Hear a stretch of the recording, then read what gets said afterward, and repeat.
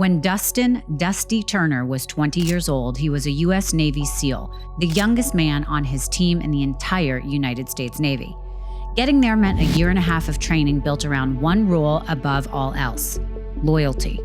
Protect the man next to you no matter what. The man beside Dusty through all of it was his swim buddy, Billy Brown. On June 18, 1995, Dusty and Billy went out to a club in Virginia Beach. That night, Dusty met a young woman, Jennifer Evans. They hit it off instantly. As the night wound down, with her friends set to come get her at 2 a.m., the two of them sat in his car, talking and listening to CDs. A very intoxicated Billy Brown followed. I see him approaching the car, and I had only enough time to tell her, that's my buddy right there. He's very drunk. Don't pay no attention to him. And bam, he's already at the passenger door. Not even 2 minutes later, Jennifer Evans was dead. And maybe you could possibly imagine my position at 20 years old, sitting here just enjoying the company of this beautiful, precious young lady, and this brute absolutely takes her life from her. In a panic, Dusty helped move and hide her body, then said nothing for a week. They asked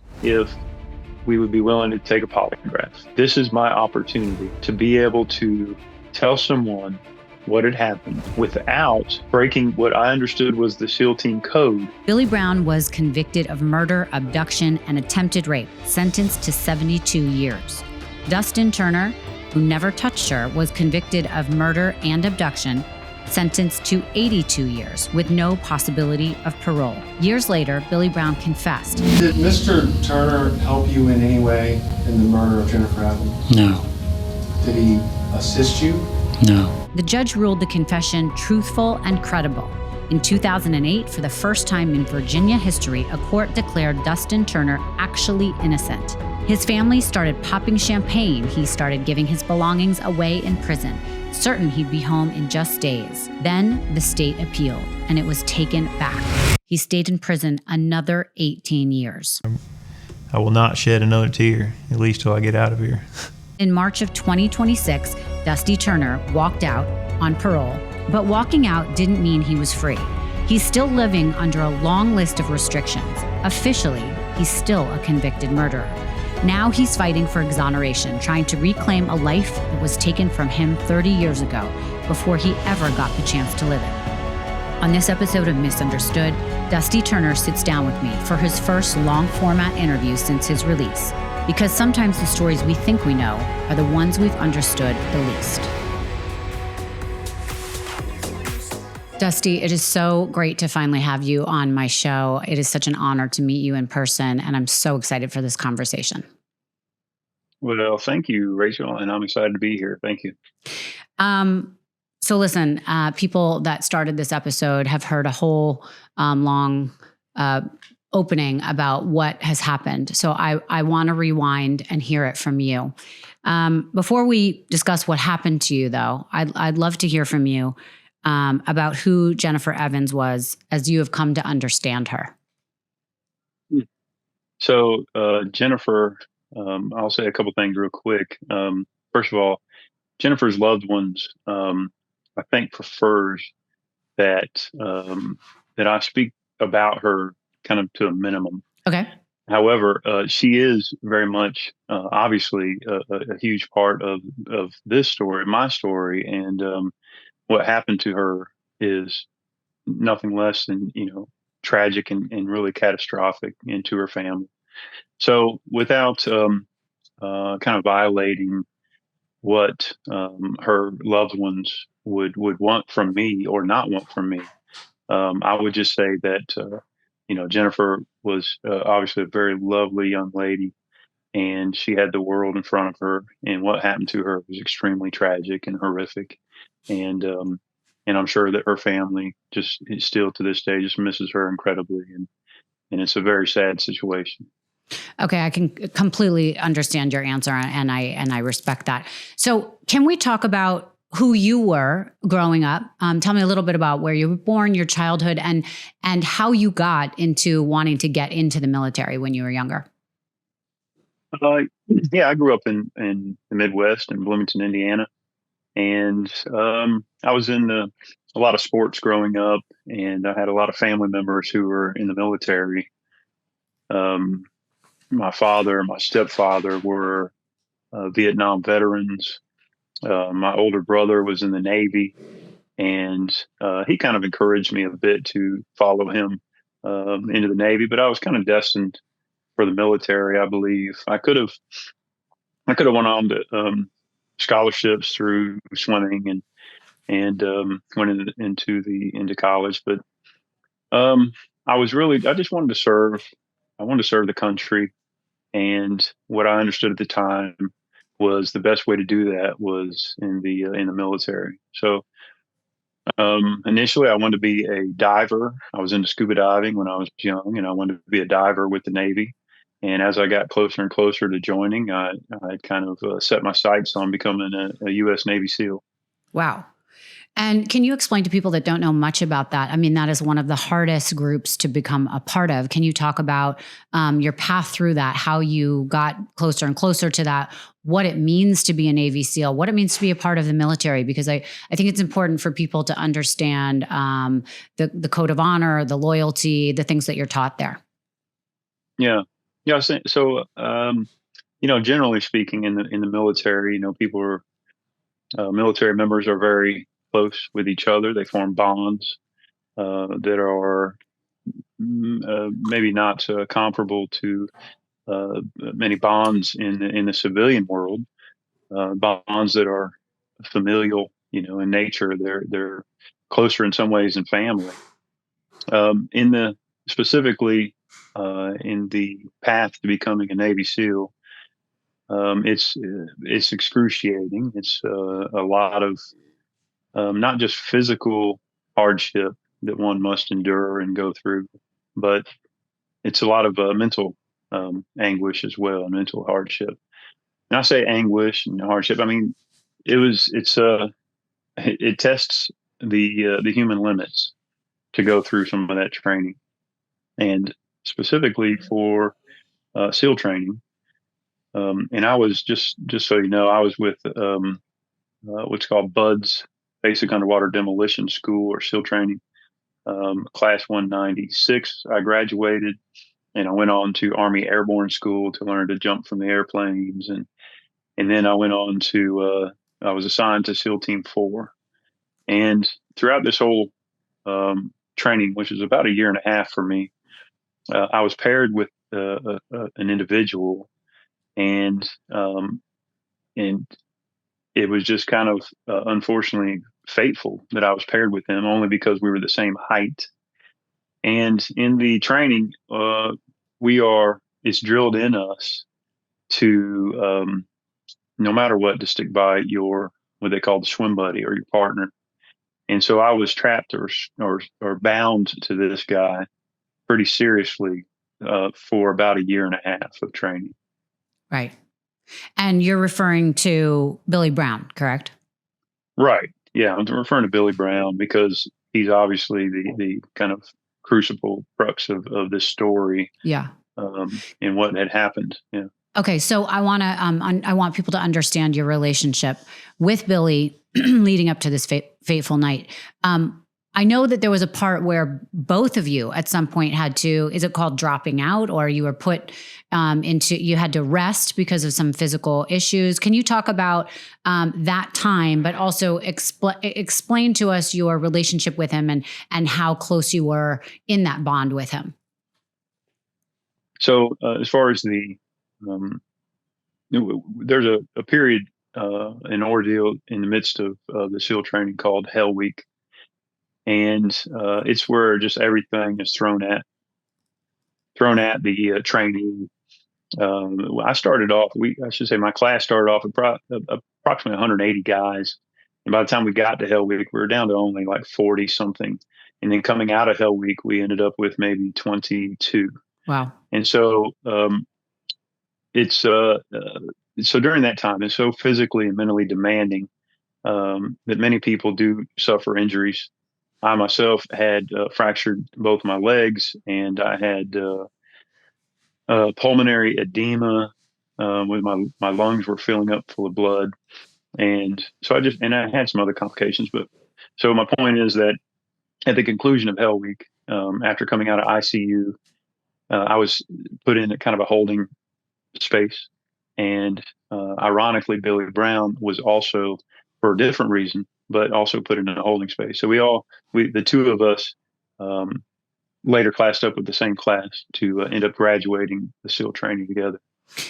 I'm just so curious, and I know a lot of people will be curious about Hell Week. What was like one of the worst things that they put you through that really was, you thought, I can't do this anymore, and you ultimately obviously got through it, but what's like one of the worst things? And is it true you only have like 4 hours of sleep like in a week? That is true actually.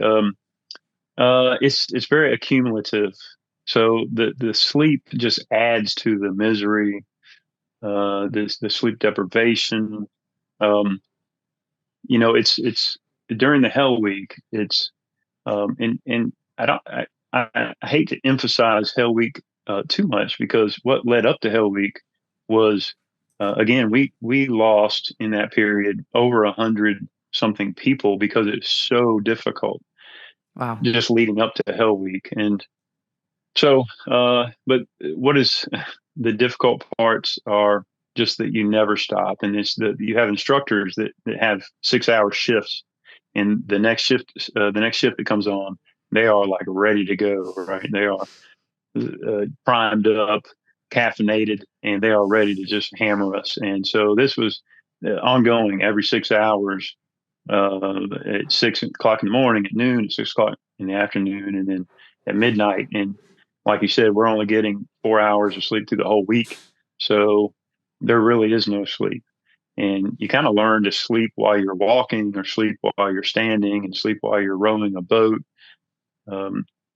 But there's not one thing I can point to that was just horrible. It was in many ways, it was all horrible. Yeah. Right. So in this timeout you had to do, did you know that there was going to be a certain point later on where you had to come back and redo the entire week, or was it just the portion that you missed? So I actually, unfortunately, at the time, I only missed some hours. Okay. And so I did not have to go back and redo anything. So I was right there at the cusp at the end of Hell Week. And so it was determined that I had made it through enough of it to be pushed forward into the next phase of training. Got it. And how many months were in between where you had to recover?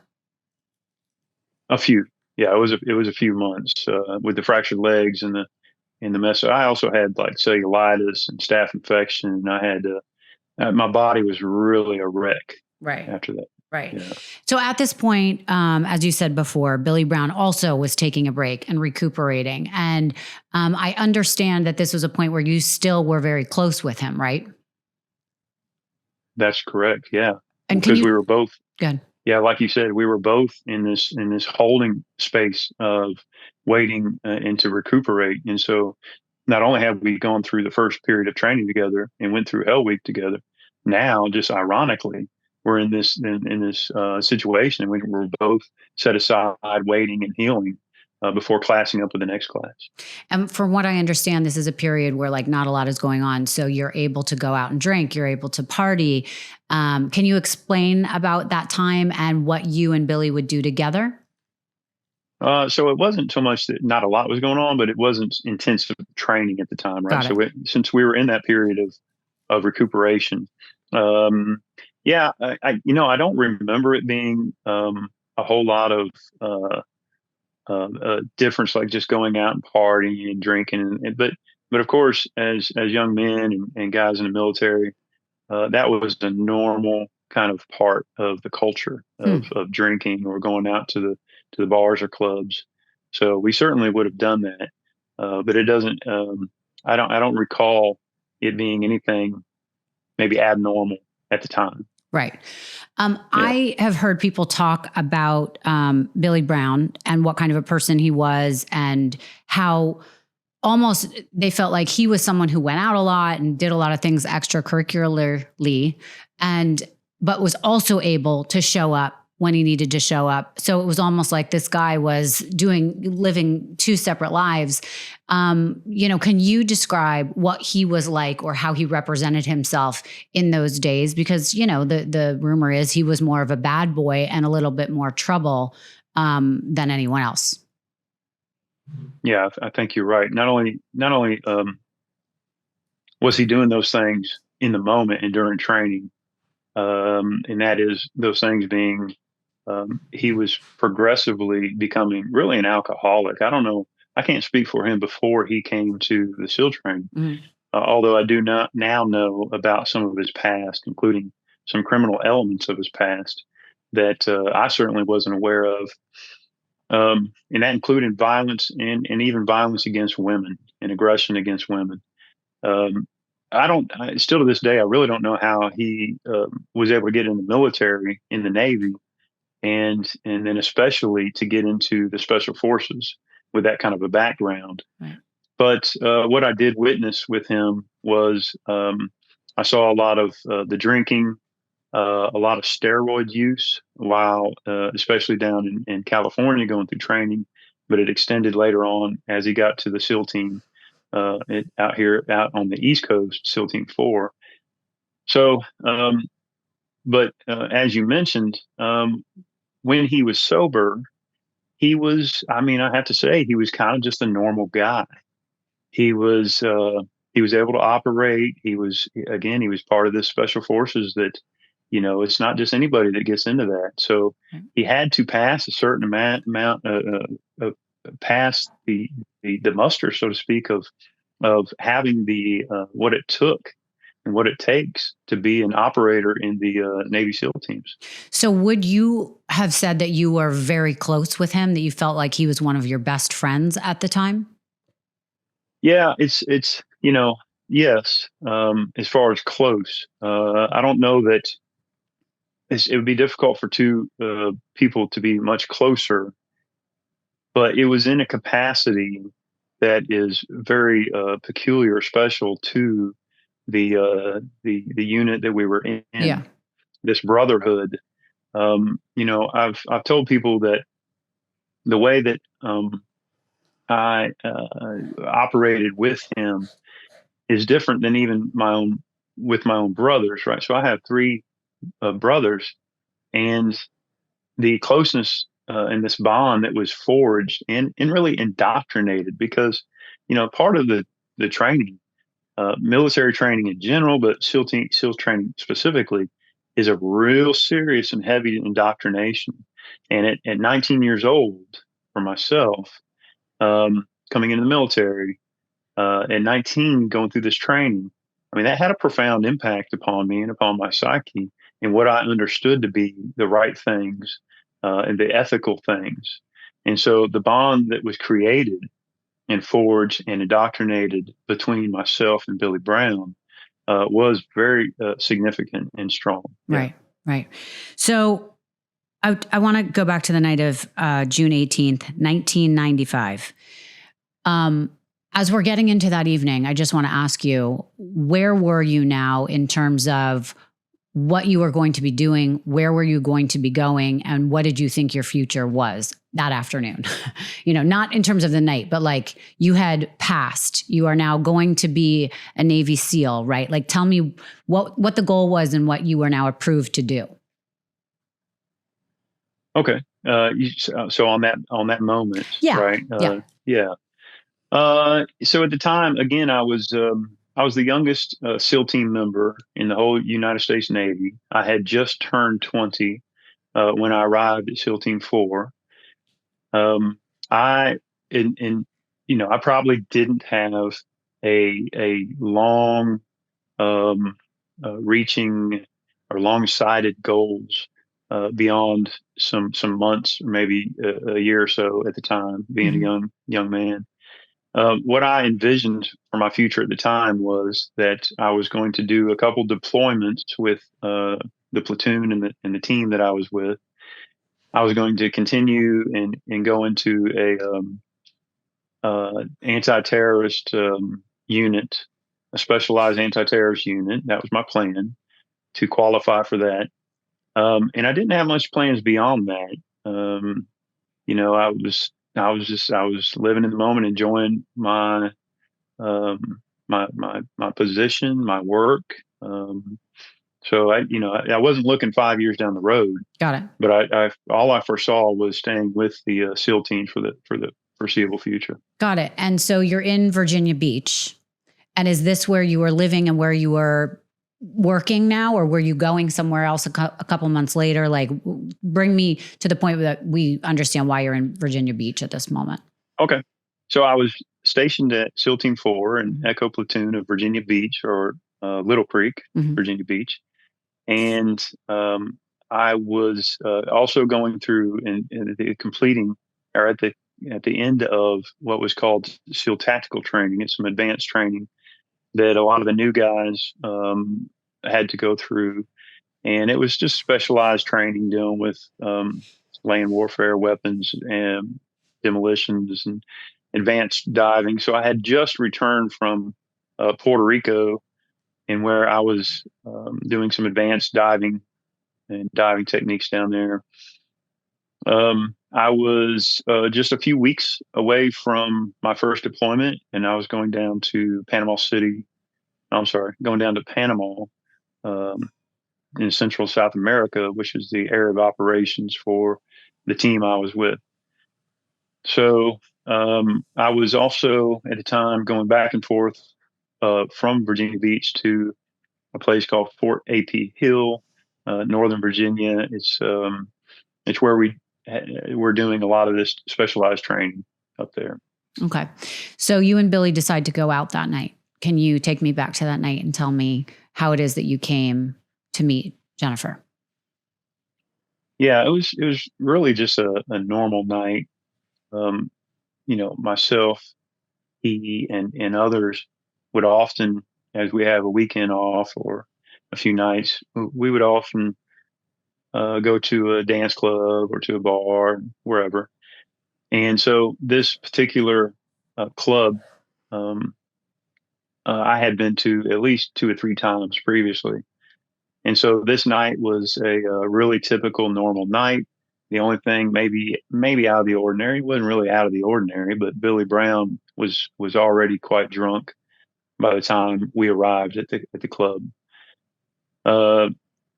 So shortly upon coming in to the club, again, I've been there a few times before. Billy Brown's ex-girlfriend works at the club. She happened to be there that night, but as a patron and not as an employee.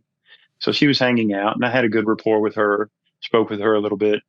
And a young woman come up to me and introduced herself, and that was Jennifer. Super nice young lady. Again, I was 20 years old. She was 21 years old. And we just really hit it off. She was going through medical training down in Emory University, and she was there in Virginia Beach, visiting friends, and had a vacation. And so I also ended up meeting her girlfriends, the 2 girlfriends she was with, that she came with. And so that's how I met Jennifer. So there was a point when the friends decided to leave and she decided to stay with you. Can you walk me through that? Yeah. So we were, having a good time, and we really had a lot in common. And she just didn't want to leave with her girlfriends because we were just having a good time. But her girlfriends were ready to go, and so she gave me her phone number, and I walked her to the front door of the club.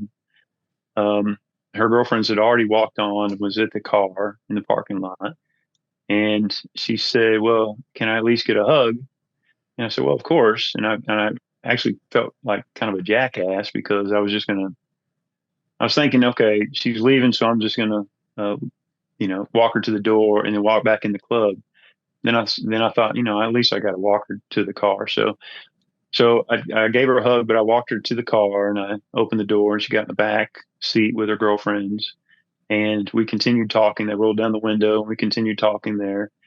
Meanwhile, Billy Brown, whom this night I really didn't associate with a whole lot. I kind of, because he was so drunk, and and he was just being antisocial. He's leaning against the wall, and so I just didn't have much dealings with him. Instead, I was just hanging with Jennifer throughout most of that night. So the windup is Jennifer asked her girlfriends if she could stay with me, at least till closing.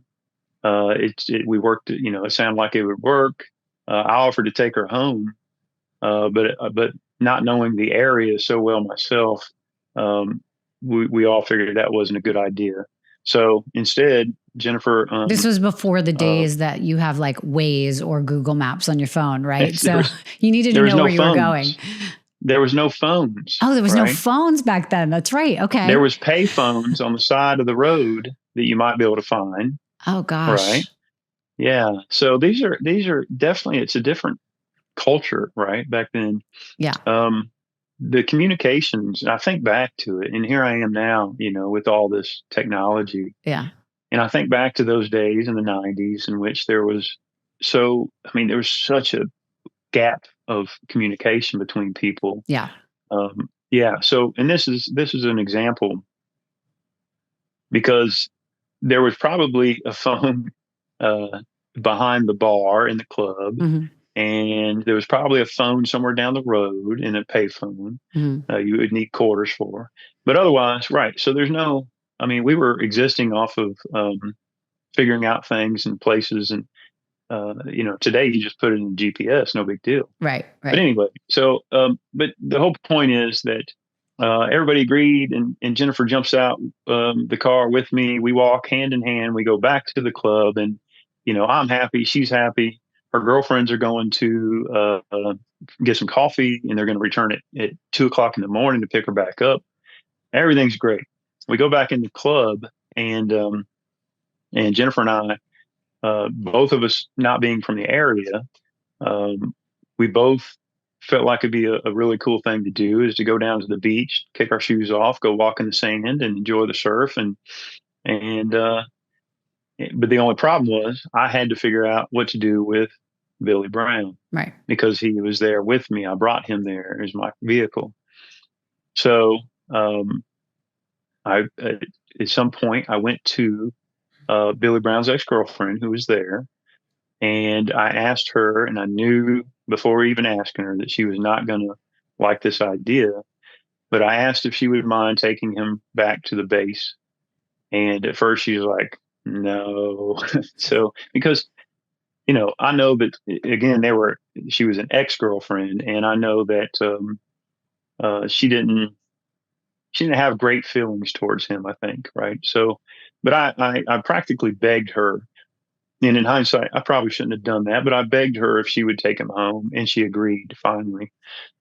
And so, and then I went to him, and I hadn't talked to him through most of that evening, and he wasn't too happy with me, but I asked him if he would mind. I didn't ask him nothing. I just simply told him, look, Kristen's going to take you home.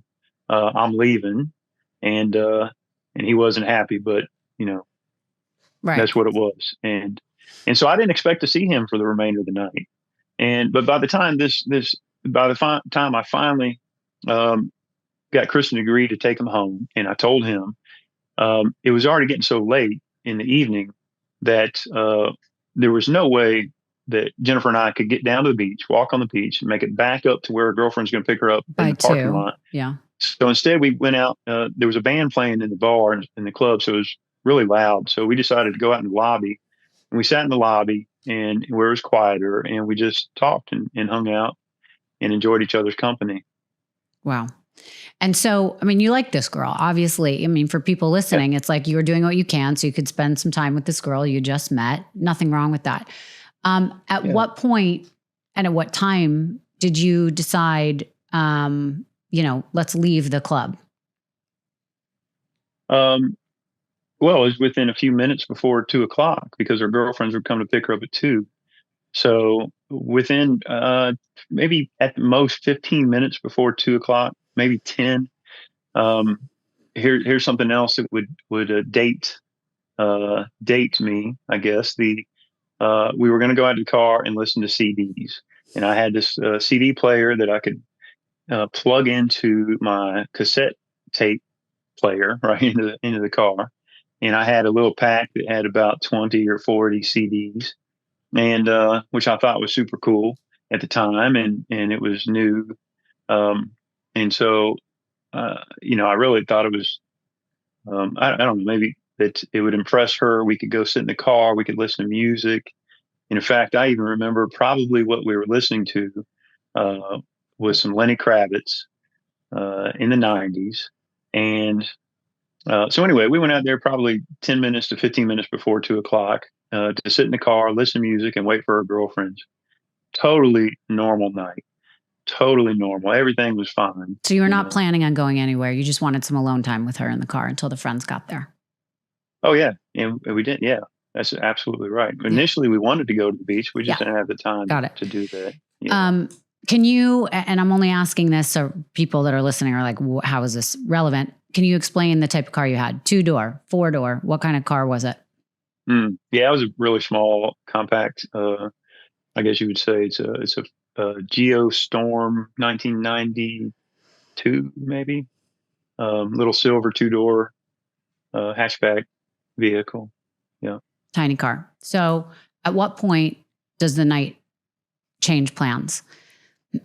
The point happens. Actually, the point happened out of my presence of when it changed, and that is, so Jennifer and I are sitting in the car. We're listening to music, talking, and we haven't even made out. We didn't kiss or anything, but she's just genuinely a really good person, and so we just had a really good rapport, and I enjoyed, and I know she enjoyed just sitting and having a good conversation. So as we're kind of scanning the parking lot looking for her girlfriends, because it's right there at 2 o'clock. It's right there at 2 o'clock. What I didn't know at the time, because I didn't expect to see Billy Brown for the rest of the night, is that he went to Kristen in the club and asked,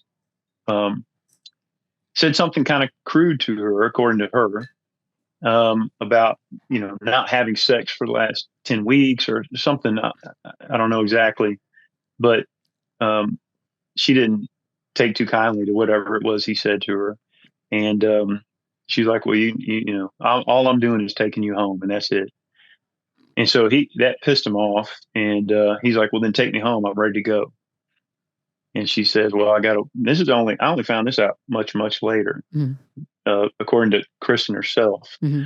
And but she said she had to wait for her girlfriend who was there that night, and so as they're waiting for her girlfriend so they can leave together, he gets angry. He's angry at her.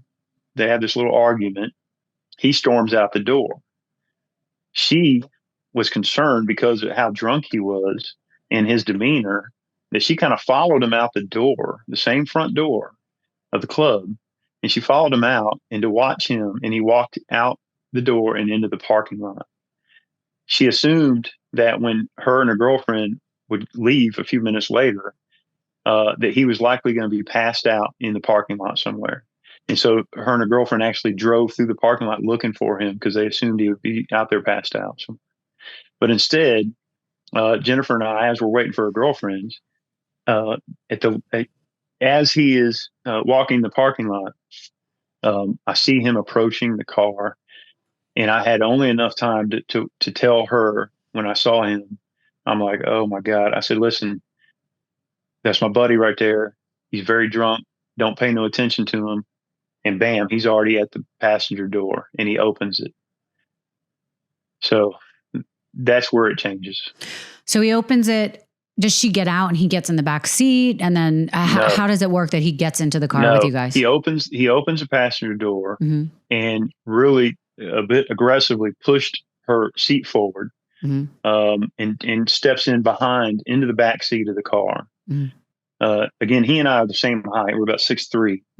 And maybe you can imagine he's pretty confined in that space, and he's sitting right behind Jennifer. And when because I told her don't pay no attention to him, the whole time he was in the car behind her, which wasn't a long time, but she did not say a single word to him. Hmm. She did not respond to him whatsoever. But he pretty immediately, well, as soon as he got in the car, I knew his demeanor when I left him, which he wasn't happy with me. I didn't know what happened between him and Kristen just prior to this in this little argument. But I knew that when he got in the car, he had this kind of air about him that I knew it wasn't a positive thing. Right. Right. And so I used kind of a tone of calmness. And I simply said, listen, Billy, Kristen's going to take you home. Why don't you, what's going on? Why don't you try to find her and she'll take you home? And he's like, oh, fuck that bitch. She's da, da, da, da. And then, so I can instantly see what type of mood or, his mode that he's into.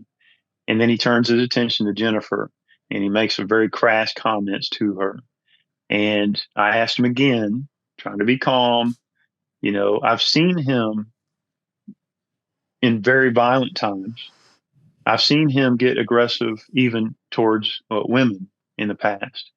And though I never could have ever assumed that he would snap out like he did upon a defenseless young woman, I still knew that he was capable of being aggressive and even violent in some ways. So he turns his attention to Jennifer. He says something to her, and he wasn't in the car for maybe not even 2 minutes. And he reaches up with his right hand and he touches her shoulder or her hair, and she swats his hand like this. And again, she's not said a single word to him.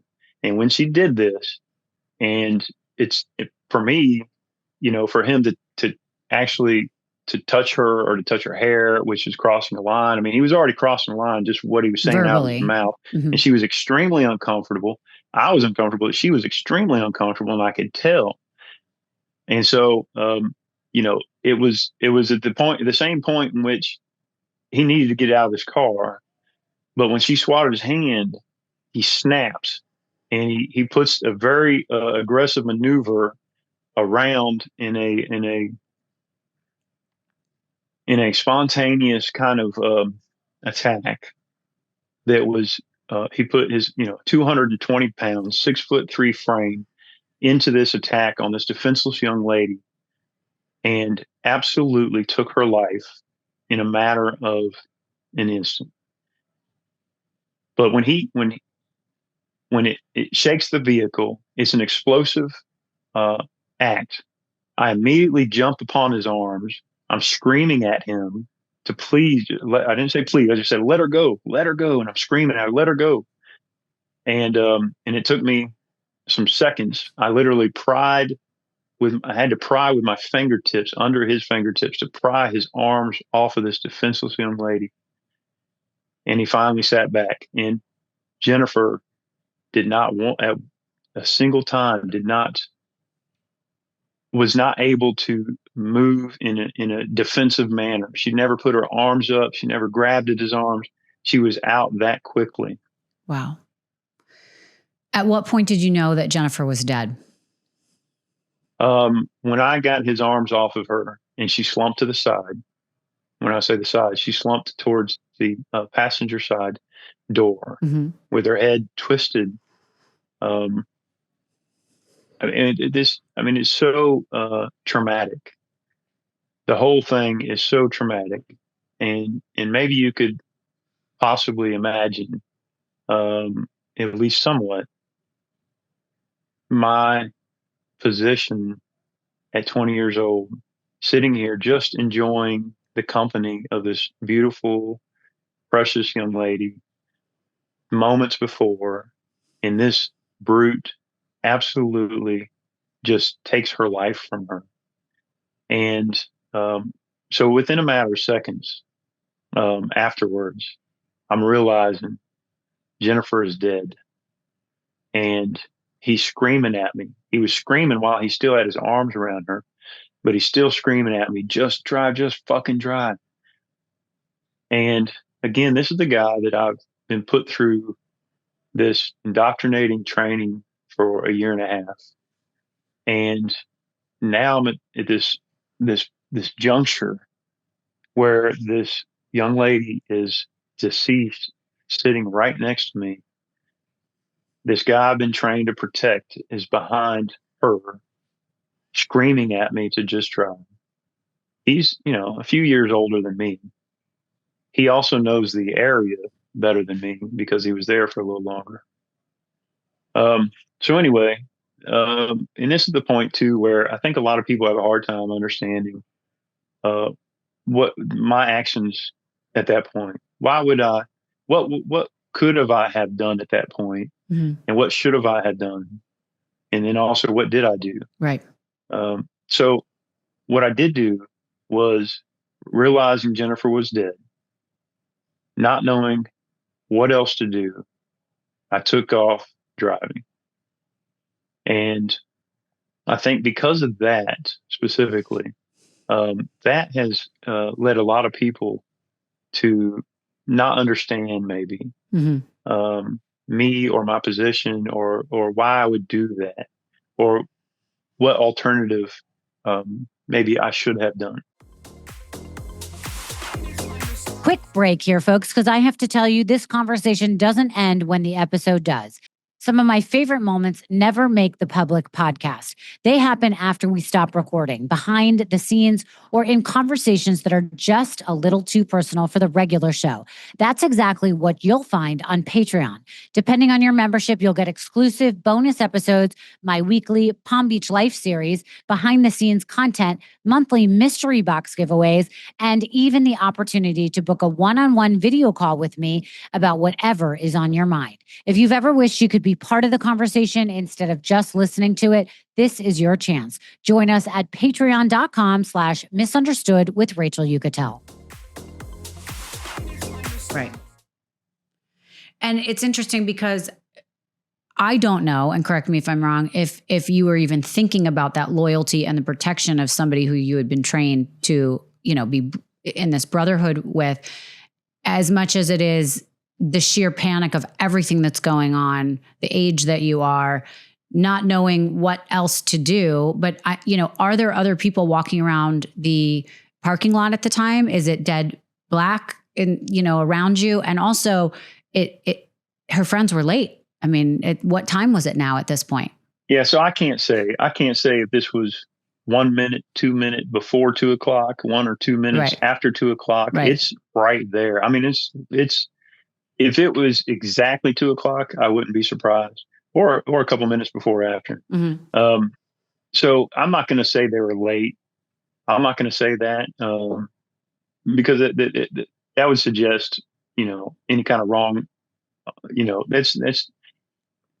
I'm not going to say that. No, but I'm only asking because were you feeling a sense of urgency now of like, oh my God, the friends are going to be here and this is going to get found out and I don't even know what to do or say. I mean, was there a moment where you were like, let me jump out of the car and get help because maybe she could be revived? But when you say oh, no.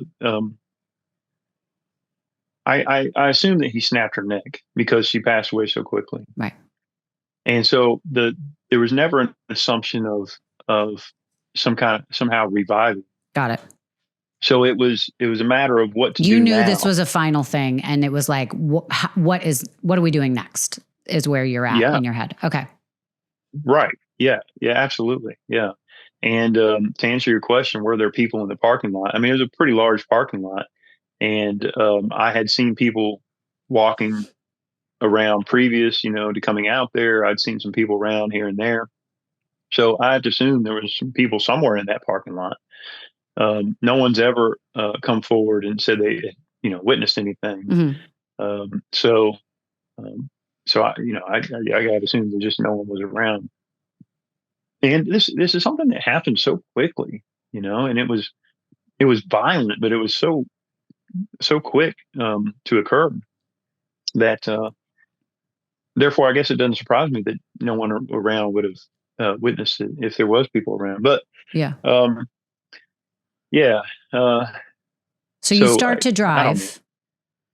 Yeah. So you start to drive, and do you know where you're going? Is he screaming at you at Nope. this point still, or what's I have happening no inside the idea where car? I'm going. Okay.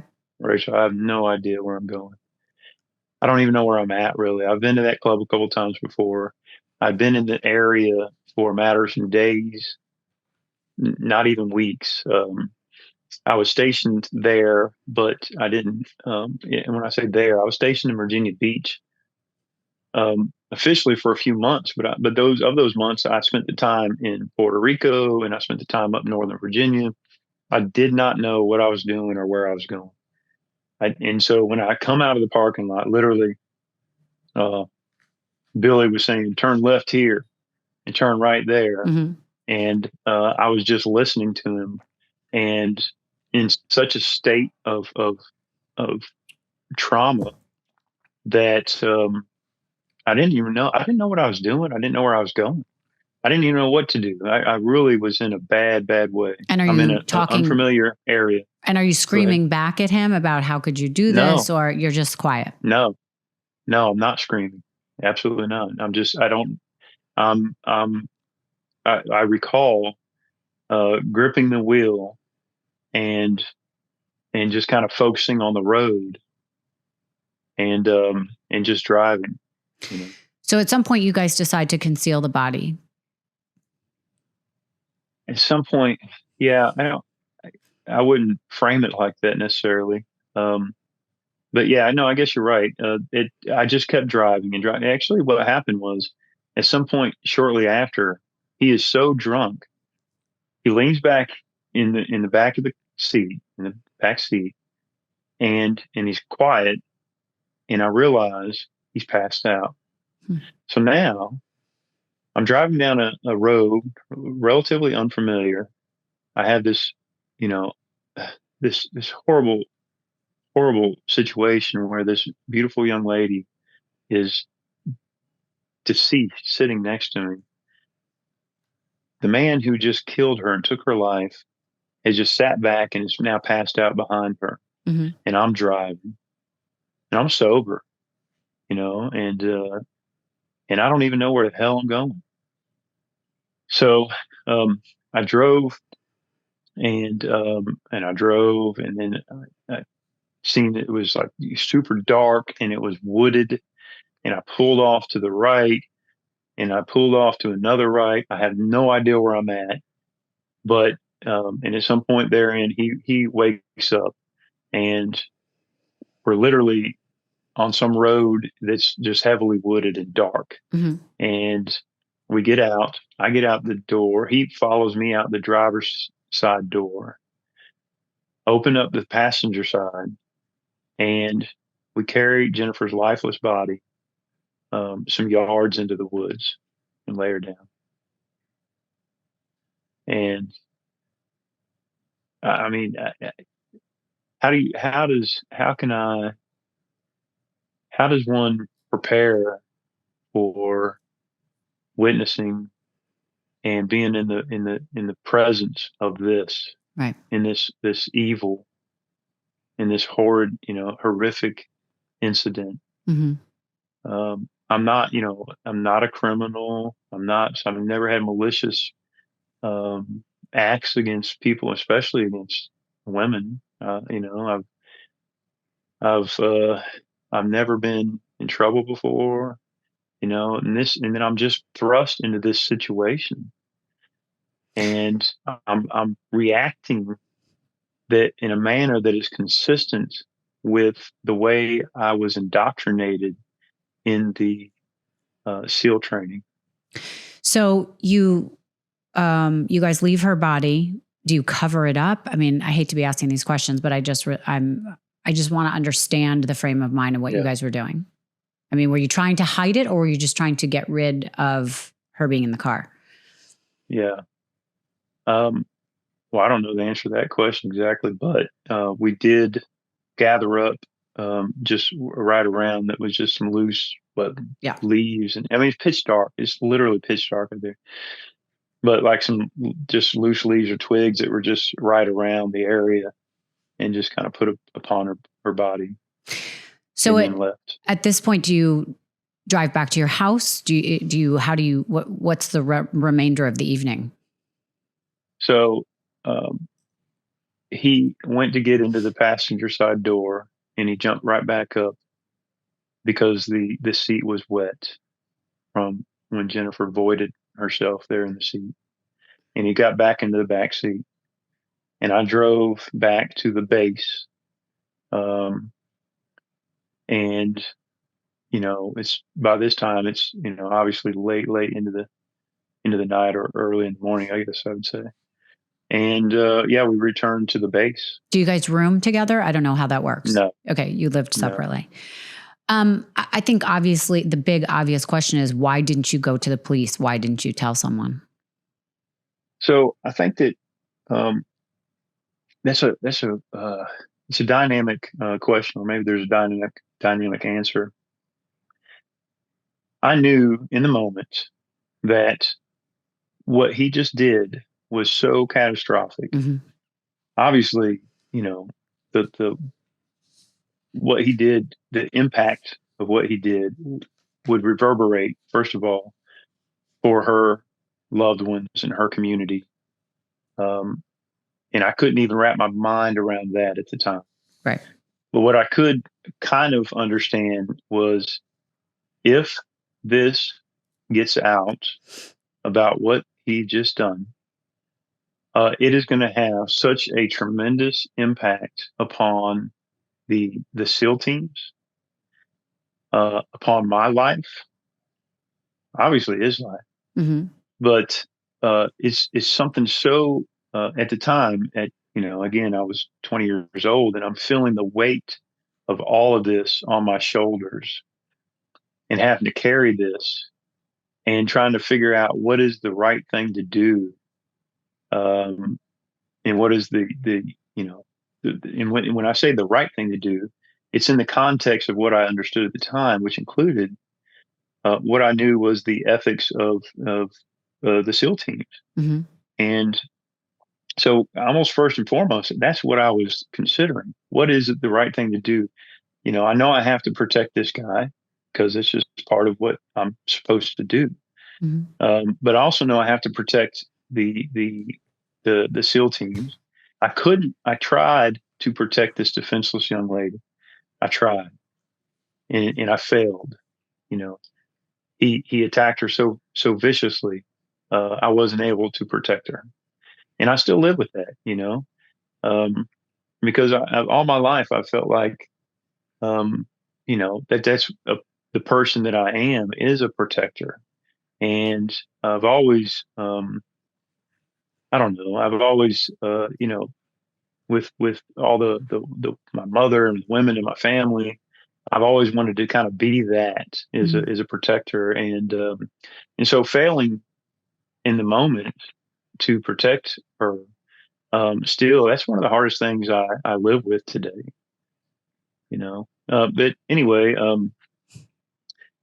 going back to your question, maybe you can repeat that. No, you answered it. I asked what you ended up doing that night and why you didn't go to the police, and I can understand that answer. How did you ultimately get found out? Well, I didn't get found out necessarily. I needed to tell someone about what happened. Mm-hmm. And so about a week later, there was inconsistencies. I had been questioned. Others had been questioned. Billy Brown was questioned. And there was an inconsistency in the story. Well, only question, sorry to clarify, question because she was missing or because they had found a body? Yeah, she was missing. Okay. And, during that time, I was up in Northern Virginia training, and apparently there was a lot of media, as you can imagine, a lot of media attention upon this missing young lady. And so when the Billy Brown's ex-girlfriend, who was there that night, she went to the police, and she told them what she knew, and said, I think that might be, I recognize that girl. I think that I've seen her there that night. And she was hanging out with Dusty through a good portion of that night. But also, she knows my character, and she knows at the time. She was like, I'm sure that on the one hand, certainly there's there's no way I was involved with some reason that a young lady was missing.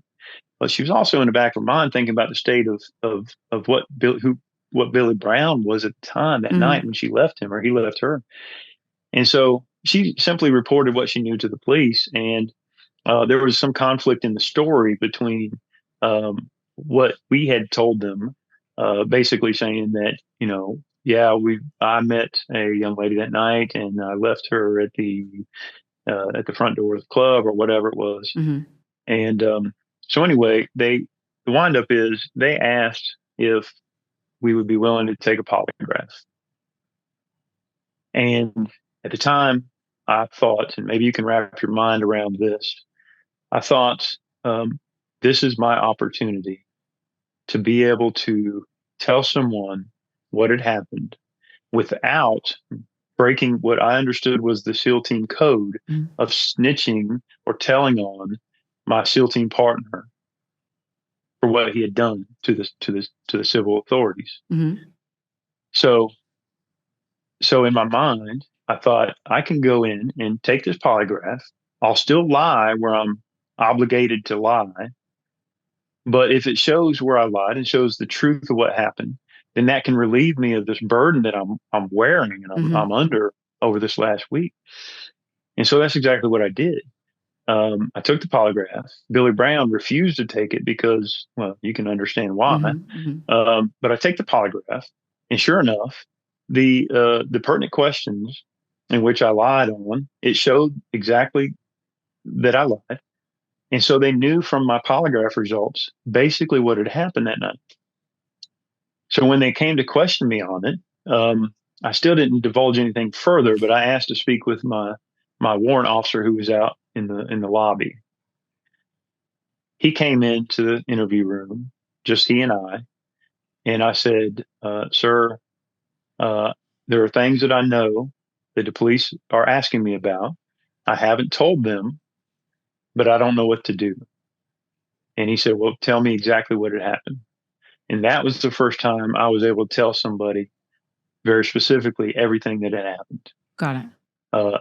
He went out briefly to try to, as he said, to talk to the JAG officer, the military attorney. And he came back in 10 or 15 minutes later, and he said, well, the JAG officer cannot help us in this matter because it's an off-base situation. However, the detectives are going to come in here and they're going to ask you 5 questions. And I want you to answer these 5 questions truthfully. Mm-hmm. And I said, are you sure that's what I'm to do? And he said, yes. So I took that as a direct order. And so the detectives came in. They asked me basically 5 questions. I answered all of them truthfully. And so that was the first opportunity I had. So I'm curious, yeah. the answers, the questions they must have asked in both that session and the polygraph was, did you kill her? To which you answered no. Do you know who did? Correct. You probably said no. And that was what they saw was a lie. So in this second part where you're now. And they also asked very specifically, did Billy Brown kill her? And again, she was at this point just missing. Right.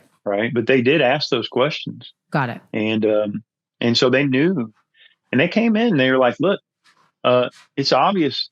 And they were pointing to the polygraph results. And they're like, it's obvious that Billy Brown killed this girl. And you know what happened. But at the time, I wouldn't say anything further until I spoke with my warrant officer. Got it. So at what point were you and Billy both arrested and the media starts to get wind of what the story is? So it was shortly thereafter that Billy Brown was arrested. But what they did, and this is how things led to my wrongful conviction, is they took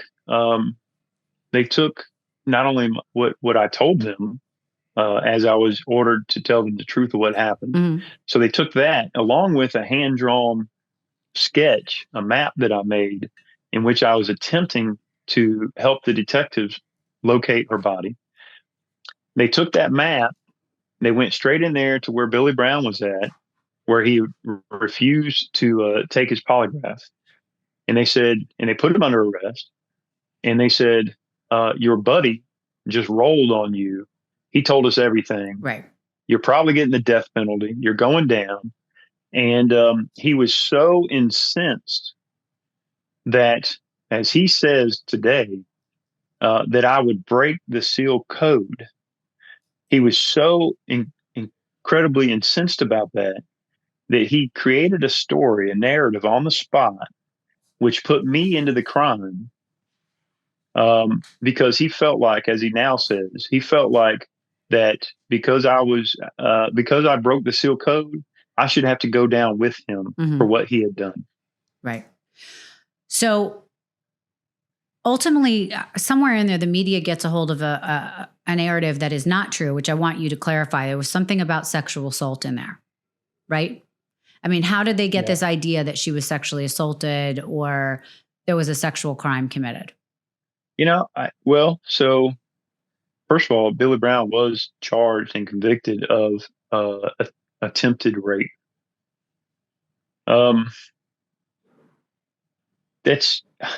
He should be charged and convicted of quite a few things, but I'm not quite sure that's the right charge that he was convicted of. He touched Jennifer's dead body, and in a way that should warrant a criminal charge. But that's not really an attempted rape. Well, wait, to be clear. So what you're saying, he murdered her, he broke her neck or whatever it is that he did that caused death. But was there are you saying that after she was dead that he tried to sexually do something to her or touch her in an inappropriate way? Absolutely. He did. He touched her. He first, when I was driving, he tilted her seat back towards him. And I thought in my mind, I'm thinking he was getting her kind of out of view, maybe from passersby. Mm-hmm. And he kind of scooted to the side when he tilted her seat back. Again, I was concentrating on the road, and then I see his hand moving on her body. He attempted to put his hand into her pants, and I said something to him at the moment, which made him stop. So there was that, and then he also, when we had placed her in the woods, I briefly ran back to the car to see if I could find something. In my mind, I was thinking that maybe I had a tool, a shovel, or something that would help. I say a shovel, but we have these little trenching shovels that we keep in the military, but something that would maybe help in the moment. I was just gone briefly when I went back, turned around and went back into the woods. At first, let me back up. When I walked away from him in the woods, he said, "You better not fucking leave me." And I'll be honest, that was the first time that it went through my mind that maybe I should just jump in the car and drive off and leave him in the woods, in the middle of who knows where, with this poor girl that he just killed. But I didn't. So I walked back into the woods. At first, I didn't see him because it's so dark. And but one of the reasons I didn't see him is because he was laying down upon her body. Wow. And so when I came upon him, I grabbed him by the t-shirt and said something to him about what are you doing? And he got up, and then I noticed he had his shorts were down in the front, and he was pulling his shorts up, and he says, "Oh, it don't matter. I couldn't get a hard on anyway." Got it. So that's where that came from. Okay. Those two, that incident where he touched her body while we're driving, and then he was laying upon her, and so the condition of her body when he was laying on her, those two things led to him being convicted of an attempted rape charge. Understood. So I think in reality he should have been convicted of something different, right? I don't think that you can, rape a deceased person. But regardless, I know that there were all kinds of media stories and narratives out there, and this is also something that that the detectives or the prosecuting attorneys had constructed, really, and the media just went with it. As we know, a lot of times local media is directly correlated and attached to the local sheriff's department and the police department, and so they work hand in glove. Look, we'll give you the information, but you need to form your narratives around what we give you. Yeah.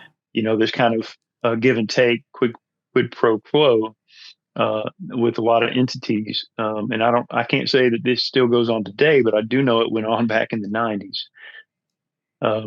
So, that of course the media is going to just accept whatever is coming out of the prosecuting attorney's office and from the detectives. Yeah. As they're going to accept that as the actual or real truth, as fact. and the real narrative. Mm-hmm. Right. But it wasn't the truth. And it's not even close to the truth. Some of the things that were being said in the media at the time.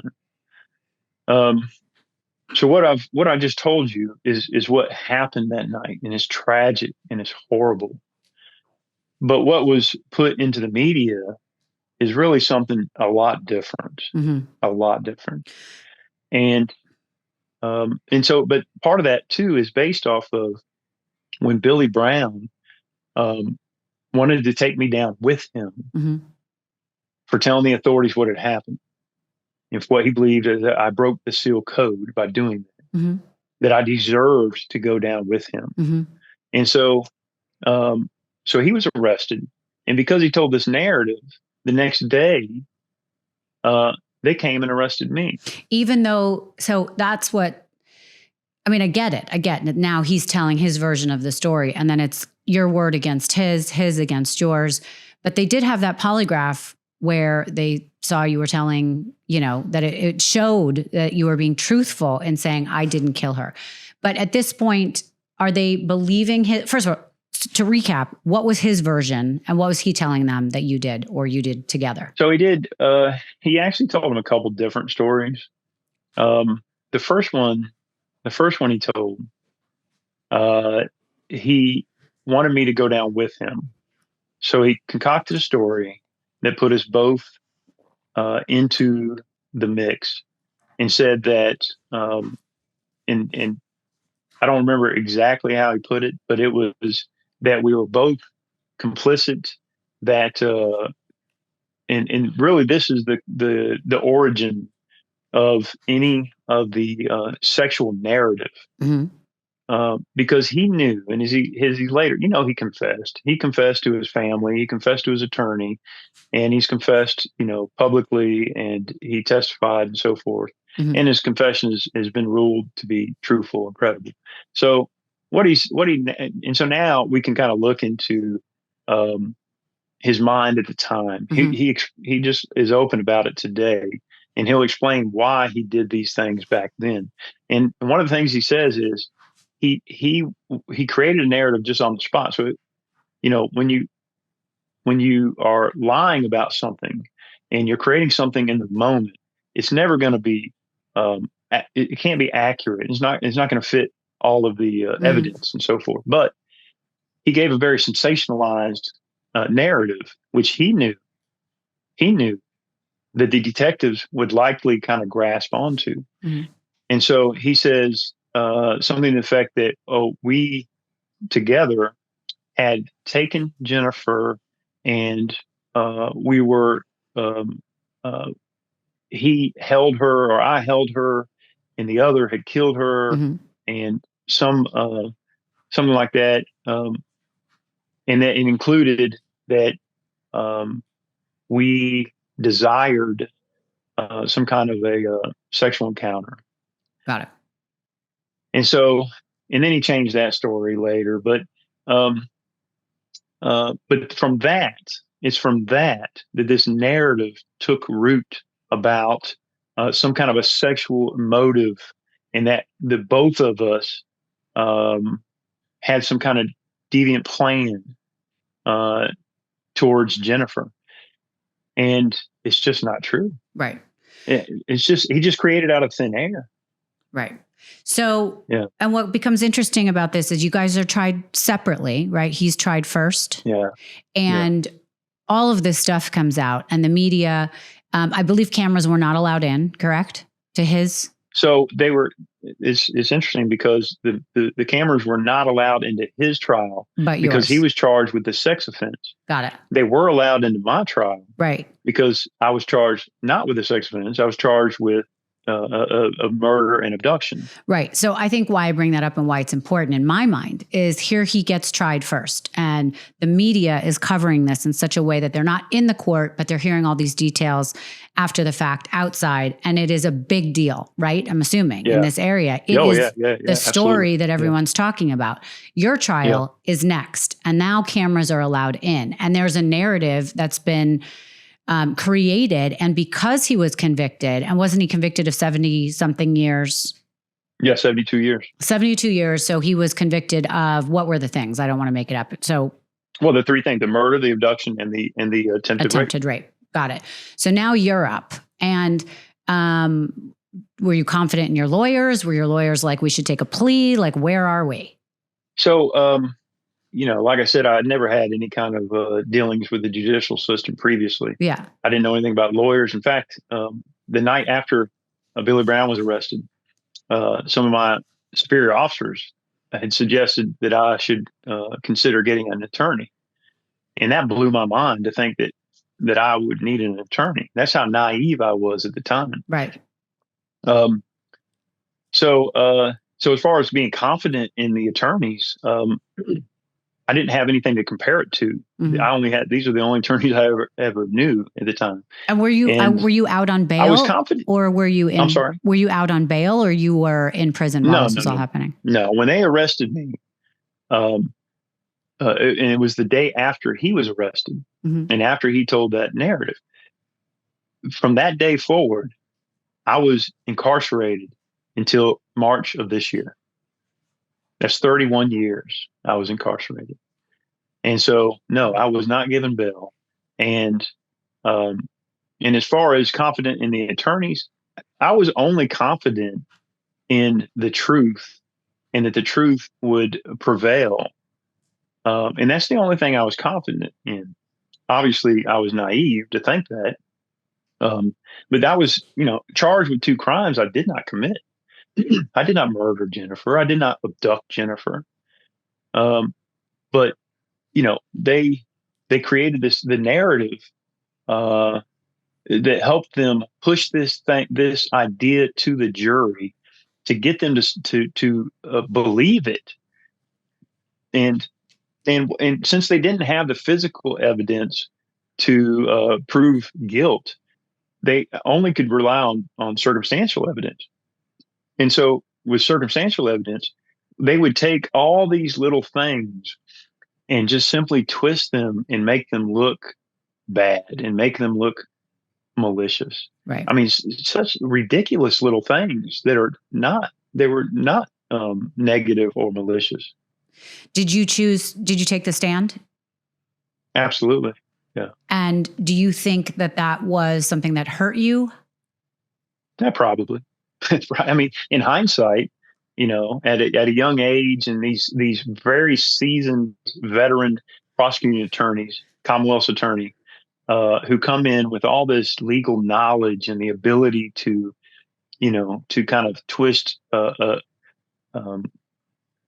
someone like me, and to try to to make me look bad, and I guess they were successful, right? Because I was convicted. Yeah. Well, but what's curious about it is before you got out recently, there was a huge story about a woman named Karen Reed. I don't know if you've read about her in Boston. Biggest thing that happened. She and a part of what was interesting about it is that when the jury went out, it was very confusing. So there was part of things that, and it happens kind of often, that they're given a list of requirements and they may not have believed you were completely innocent, but they knew you were innocent of murder, but that wasn't like an option. I'm curious if there's anywhere in there that the jury knew that you were innocent of something, but guilty of other things, and that kind of convoluted the situation.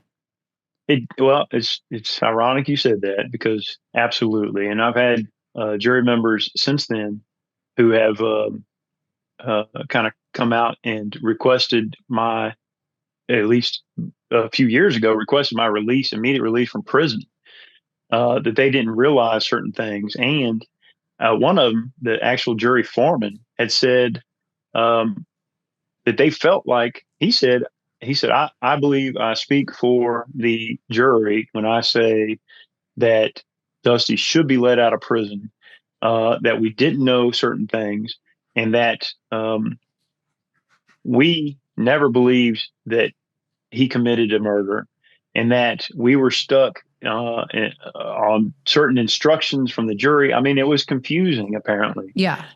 But how's that an excuse for convicting someone of crimes and putting them in prison for the rest of their life? Right. I didn't even have the possibility of parole. Right. So when I was convicted. Right. So ultimately, you're convicted. What was that moment like when you heard guilty? Devastating. Absolutely devastating. I've had people ask me, what was it like when they sentenced you to 82 years with no possibility of parole? Mm-hmm. And I'm like, I don't even really remember that, because when they found me guilty of these two crimes that I didn't commit, it was devastating. It didn't even matter what kind of sentence they later gave me, because everything, my whole world was just flipped upside down to think, how can in America, and of course, I'm young, I'm naive. It's back in the 90s. I was, gave up my everything to fight for this country.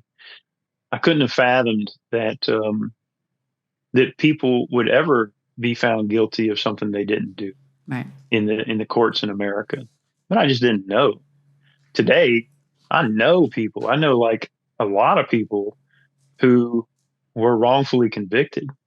I spent time with people wrongfully convicted. I know people that are now have been given millions of dollars for the wrongs that were done to them. Mm-hmm. In Virginia specifically. Mm-hmm. Yeah. So I want to understand what life was like in prison. But before we get to that, I actually want to kind of speed through what happened. By the way, for people listening, there is a documentary that was made about this, which came out, in 2015? I think so. Yeah. Which is fascinating. And it only takes you to part of the story, because here you are and you're out. But it gets you to a part of the story where you find out some more truths that we're about to get into, and you are basically found innocent, but something happens and you remain in jail for a total of 31 years, which is another 16 years longer than when we found out that somebody else admits to doing the crime and you were supposed to get out.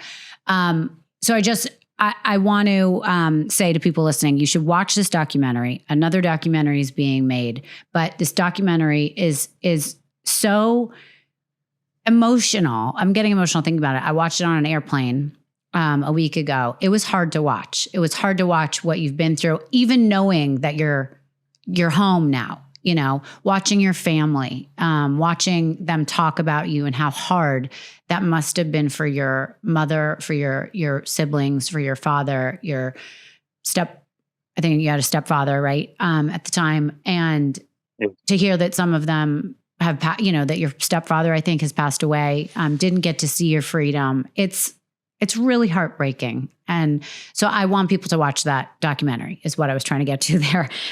But so let's speed through it a little bit. At some point, you learn that Billy has confessed to killing Jennifer alone. Did you hear that in prison? And how many years had you been in prison? Kind of fast forward through that, because I want to then get to life in prison. Yeah. And just by the way, the name of that documentary is Target of Opportunity. And a lot of people have come into my life after watching that documentary, a lot of good people. But the way I had come to find out that Billy Brown had confessed is that, first of all, it was only about, I say only, but relatively speaking, about 5 years after the crime that he confessed to his family. Mm-hmm. And then he confessed to his lawyer. And apparently he had a very hard time confessing to his family and especially to his lawyer, apparently, because his lawyer was fighting for him pro bono and suggested that he believed in him, etc. But he finally confessed to him, and his lawyer told him to shut up and to don't tell nobody else. And so for 2 years after that, nobody knew. Nobody else knew but his family and his lawyer. But around the year in the year 2002, I was transferred from one institution to another in Virginia, and some random guy came up to me, and he said, and I'd just gotten to this new institution, and this guy says, "I know who you are. Oh my gosh, God's got great things in store for you. I know Billy Brown. I'm a Christian brother of Billy Brown, and Billy is not the same person, and he has confessed to what he had done." And that's the first time I heard that he had confessed. And so I pretty much immediately called my mother and told her what I'd heard. And she found a lawyer in the area of the prison that Billy was at. And she got this lawyer to go to the prison, and he brought an audio recording device, and he sat with Billy, and Billy just told him everything that happened. And he told the truth. So we see footage of you in this documentary where you're actually in court and Billy is up on the stand and he's telling the judge, I guess, there was no jury there, right? He's telling the judge what happened. That's right. And this ultimately, and you're sitting there watching this. And as you're listening to this, what are you going through? When I first heard that he confessed, I wasn't that surprised. I felt like that, how long can a person live with that kind of thing on their shoulders? Mm-hmm. He kills an innocent young lady, devastates families after families, and he drags me down with him for the crime that he committed. How long does a person live like that? So I feel like he almost had to, at some point, come out with what had happened, Mm-hmm. and it relieved him of that burden.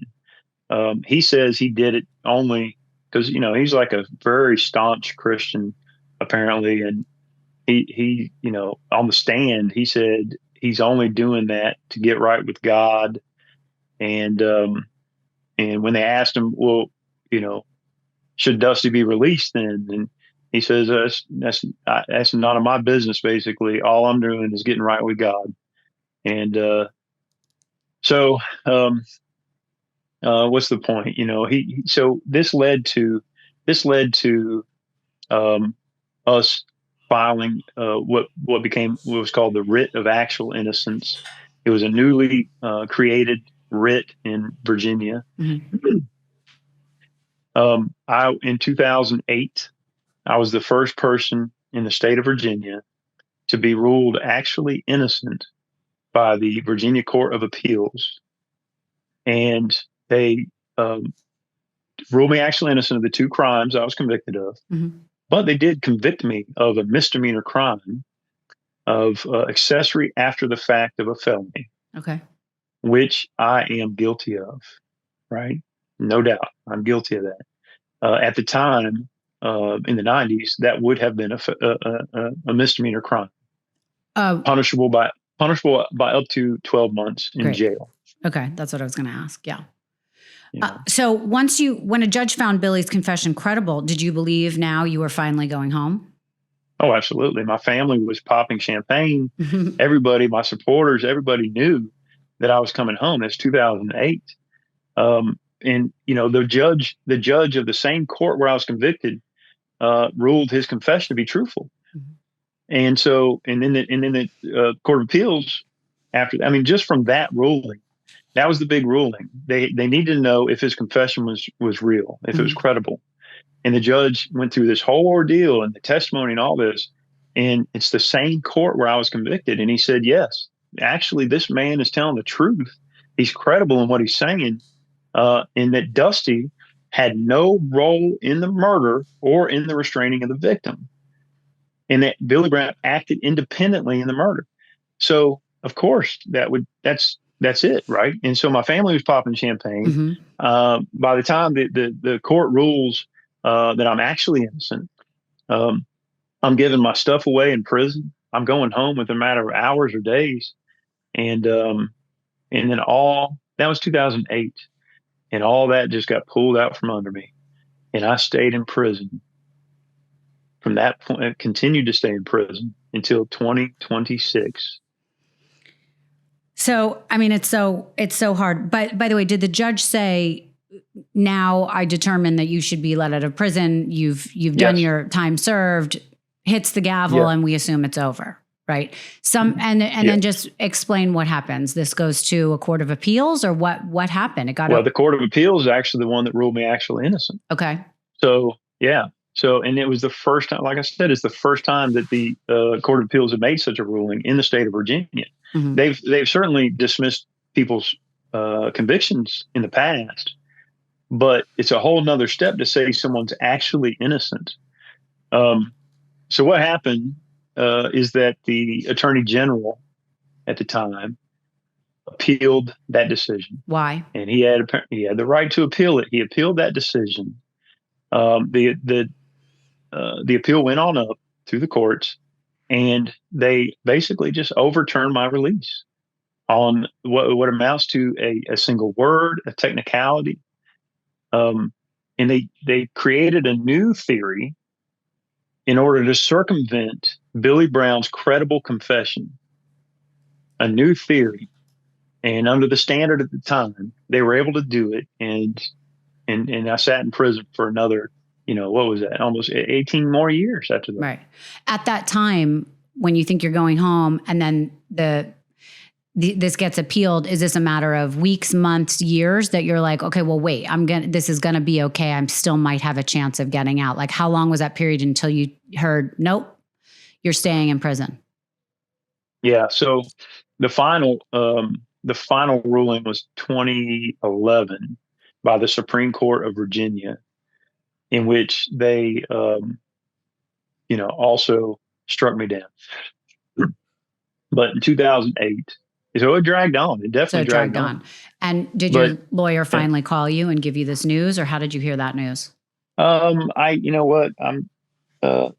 was devastating first when the Attorney General appealed my release. And because I assumed that, well, surely I would be able to get out on a bond or something, because the courts ruled me actually innocent. I'm convicted of 2 crimes. They ruled me actually innocent of both those crimes. And so, nope, that's just not how it worked. And so I sat in prison and I thought, okay, well, we just got to go through this formality, and it's going to go on up through the rest of these judges. But in the end, it wasn't just a formality, and they overturned my release. So the court ends up saying that even if Billy killed Jennifer alone, a jury could still believe you participated enough to remain guilty. And that was that technicality, right? Yeah, but it's not so simply put, right? Because that's not what it was. It was. So think about this. This is a fact of my case. Billy Brown acted independently in murdering the victim. Fact. That I had no role in the murder or in the restraining of the victim. Those are facts of the case. So how do you create a theory to get around those facts and to still have me convicted of those crimes? And they did it. They literally created a new theory in order to circumvent those facts, because those are still facts of my case. They're not even disputed. Yeah. That I had no role in the murder, that I had no role in the restraining of the victim, and that Billy Brown acted independently in murdering the victim. Those are facts that are undisputed. So do you believe that it was harder losing freedom, After you were believing that it was yours, then never to expect freedom at all? It was harder when they convicted me of the crimes I didn't commit back in 1996. By far, that was devastating. Um, when they ruled me actually innocent and then took that back from me, it was devastating. My family, it was after that I lost a lot of my family members. I mean, it's huge. But if I had to compare the two, it was when I was initially convicted of crimes I didn't commit that had totally flipped my whole world upside down. Right. Right. What was Yeah. it like actually going back to your cell after being declared innocent and then knowing you have to be there for the rest of your life? I mean, I just don't understand how you go through that. What does it do to a human being? Well, that is a great question, actually. So I think that either the things that I went through in SEAL training, which is the most, I mean, people agree that's probably the most difficult training, military training in America and maybe in the world. Mm-hmm. What I went through there perhaps prepared me to endure and gave me a resilience to endure some of these things that come upon me. Mm-hmm. Or it is that which was already in me that got me through that training, which also helped me to endure this calamity of not just these decisions, but the hours and the days and the weeks and months and years of enduring that hardship that is prison in America. Yeah. Yeah. Yeah. Let's talk about prison. You've been recently released. How many months have you been out now? Approximately, I don't know, 4 or 5. 4 or 5 months. I got to tell you, Rachel, real quick, every 3 days seems like 2 weeks right now. And it's been that way since I've been released. I'm trying to find time to sleep, but I'm just nonstop. I feel like I'm packing everything into a day, and I lose track of days. I don't know what day it is today, but I'm living it. I'm loving it, and I'm moving forward. So I don't know how long it's been. I don't add it up. I'm looking forward. I'm not looking backwards. Good. I love hearing that. So I don't want to take you back there in your mind, but for people listening, I do think it's important to understand what it's like to be told you're 82 years to life. This is going to be your life. Does that do something to you where you are resolved and you say, okay, this is my life. Let me make the most out of it. Like, how did you get through the day to day being there? Did you get into fights? Did you find friendships? Did you resolve in it, or did you just want to go home every day? So I never once gave up hope. I never. There was times where I had some low times. There's no doubt, which is, I guess, to be expected. But I really never gave up hope. There was never a time which I said, I'm literally never going to get out of prison. I'm going to spend my entire existence in a concrete box. There's not a single time that I really believe that to be true. Mm-hmm. I always held on to hope. And I can't imagine if I would have resigned myself to that sentiment that my life, the remainder of my life, will be spent in a concrete box. But a lot of that hope was naive, because early on, I'm thinking, within a matter of some days, literally when I was arrested, I'm thinking, okay, well, they're going to find out in some hours or some days for sure about what happened. I'm not going to spend time in here for something I didn't do. But that hope it just kept getting pushed forward. And then it was, I got to go to trial. Well, surely at trial, there'll be a jury of my peers, which were, 70-year-old men and women. um, surely, they'll see what actually happened. They're not going to convict me of something I didn't do. Mm-hmm. And then it was after the trial, I'm like, okay, well, the appeals will certainly set me free. And so it was always this goalpost that kept pushing further and further out. But I never gave up the hope. I never resigned myself to that idea. Yeah. You mentioned earlier that you were not somebody that had any crimes before. Violence was not anything that was remotely in your past. Did you witness a lot of violence being in prison? Did you have to defend yourself? Yes. Did you get into fights? I guess yes to all those.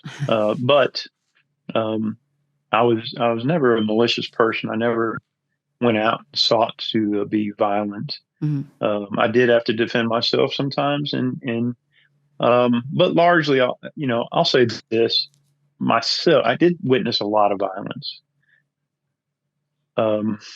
There was a lot of violence in the prison. There was back in the 90s and early 2000s. It was an extremely violent place, more so than today. However, the way I carried myself, it didn't lead to a lot of the problems, a lot of the violence. I wasn't into drugs. I wasn't into gangs. I wasn't into the negativity of things. Mm-hmm. I did focus myself towards a lot of positive things in prison, and in that way, I was able to set a good example for a lot of people around me. Mm-hmm. That there was an assumption that when you're in prison, you have to live a certain way, mm-hmm. and that was very pervasive in the prison system. That because I'm in prison, I have to live like this, but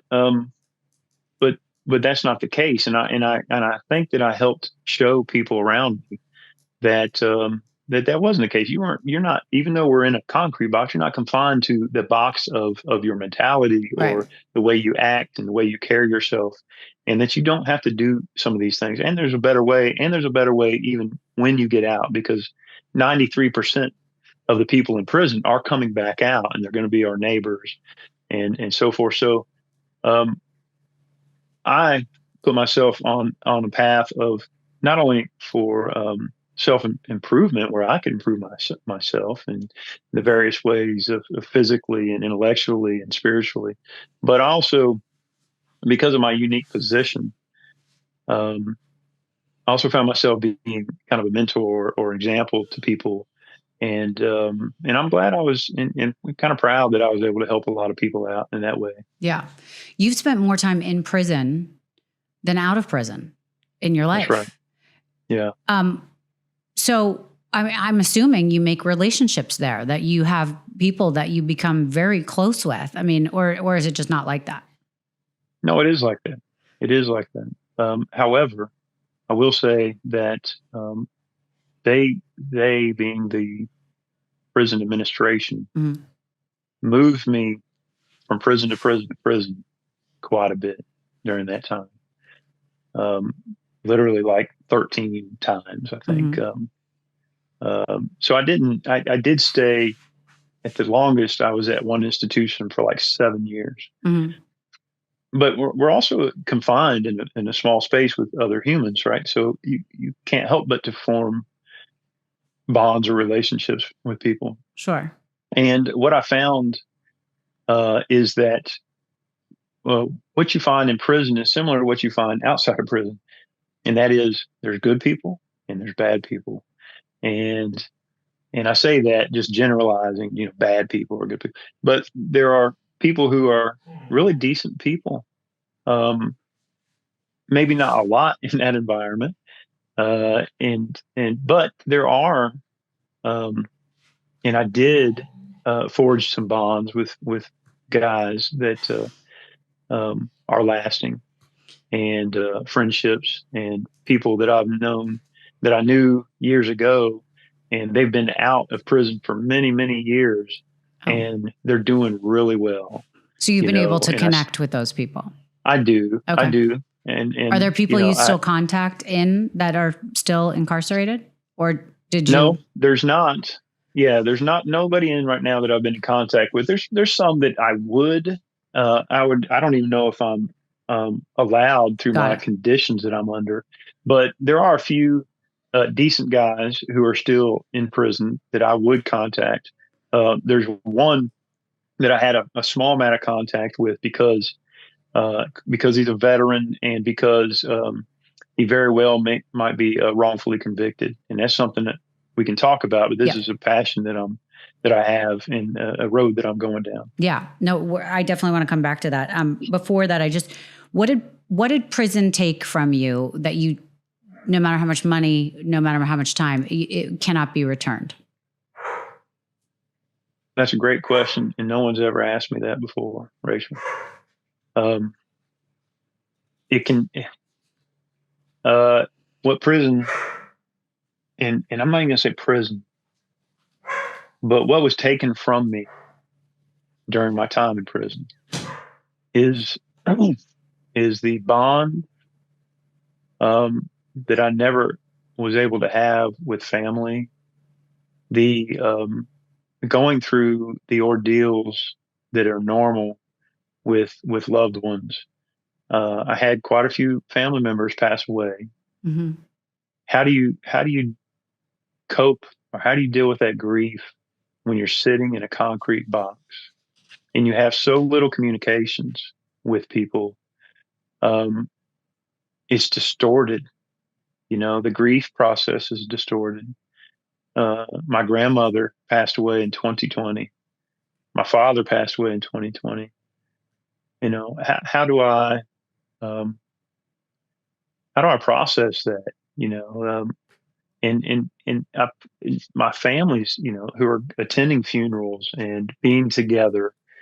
And again, I'm sitting in some faraway place in some horrid, surrounded by concrete and steel and strangers. I'm around strangers, and it's just it's bad. So there's that. There's the,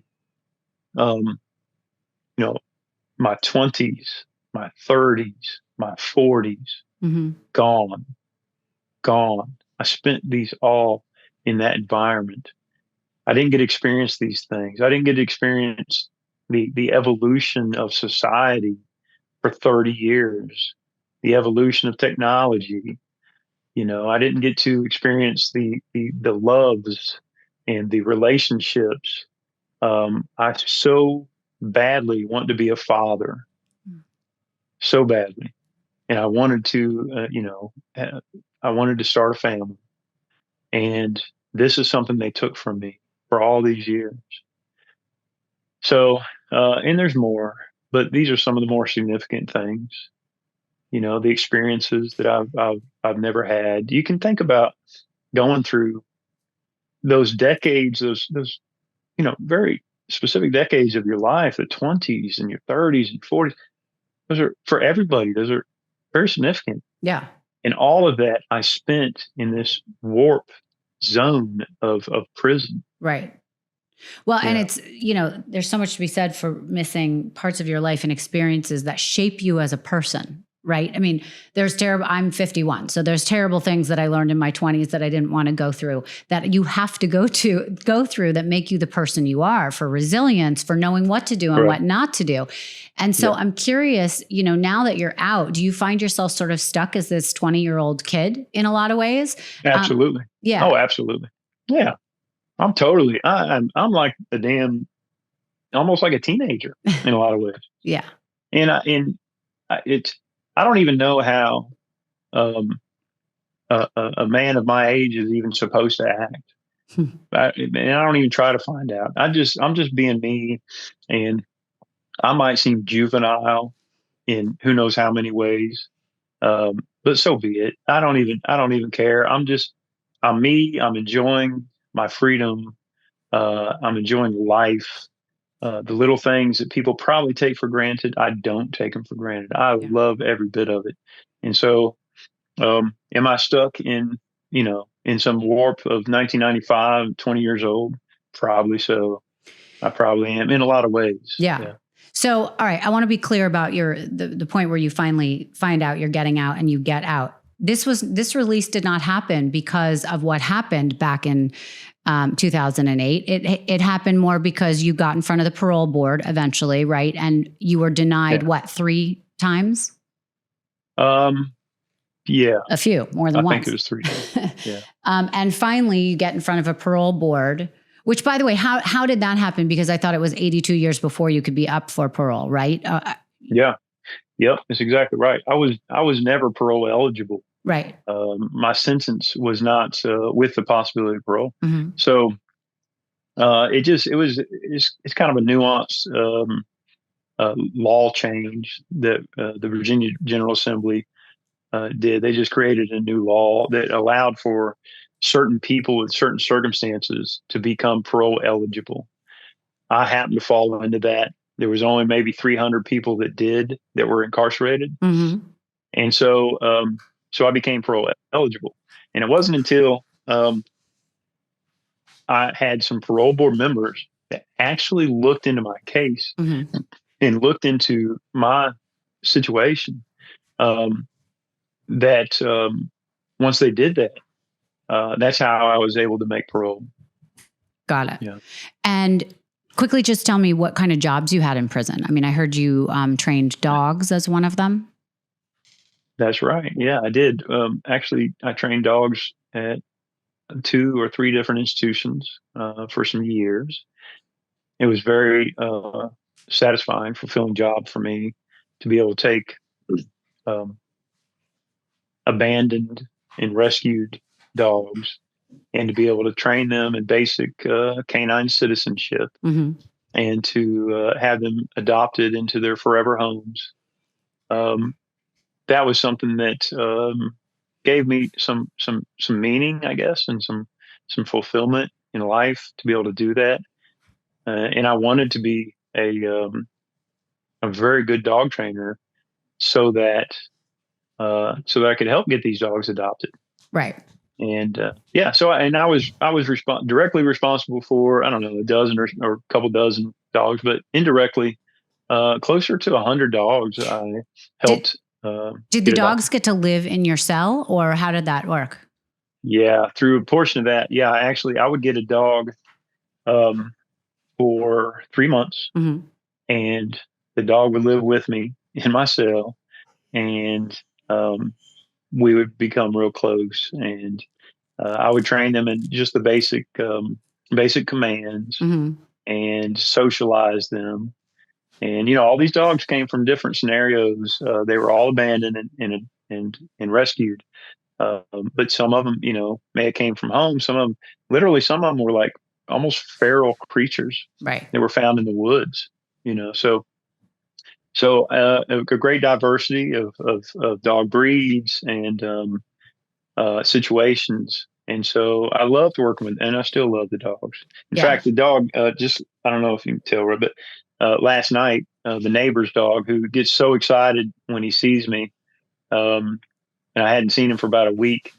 And so he got so excited, he got a little nippy with me, and he kind of scratched my nose last night. Oh, but he's super sweet. Yeah, it's funny because I'm a huge dog lover, and a couple times we've had on our show a guy we've had Zach Scow on, who I know follows you. I don't know if you know who that is. He created a program in California for this, where he takes dogs off the euthanasia list, pairs them into a prison system, and helps with that training, and then has something called Marley's Mutts, which they do rescue and all that.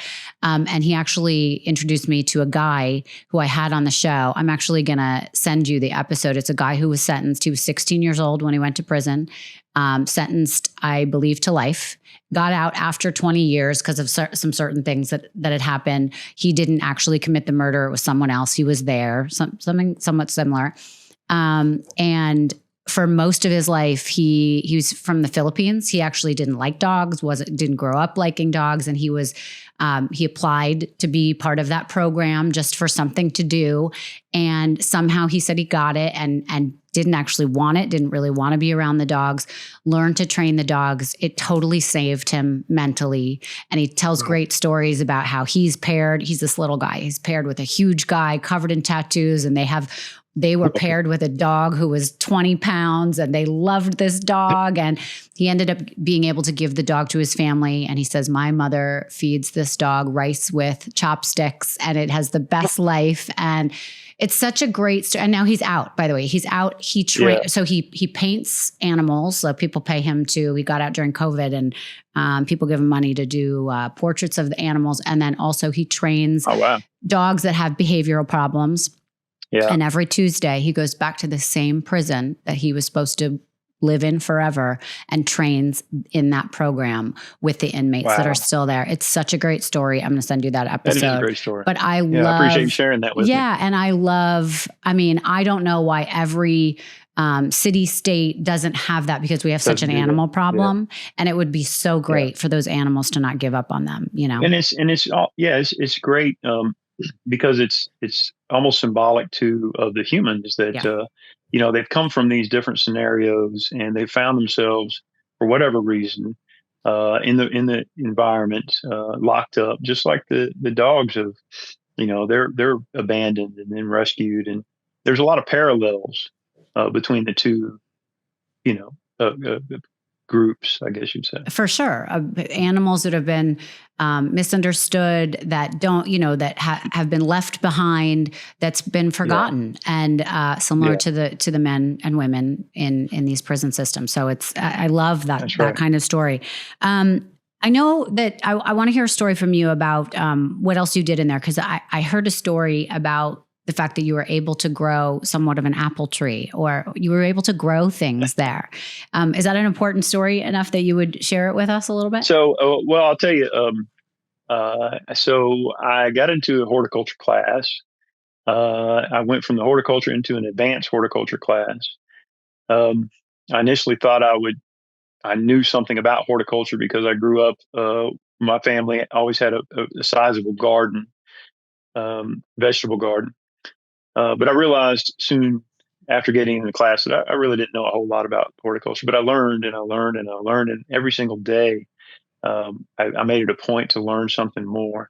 I eventually became the tutor of the class, and I was teaching students horticulture, which also has some parallels with people in that environment, and the idea of nurturing life and watching it grow, and these things, which are really cathartic and even rehabilitating for that kind of demographic.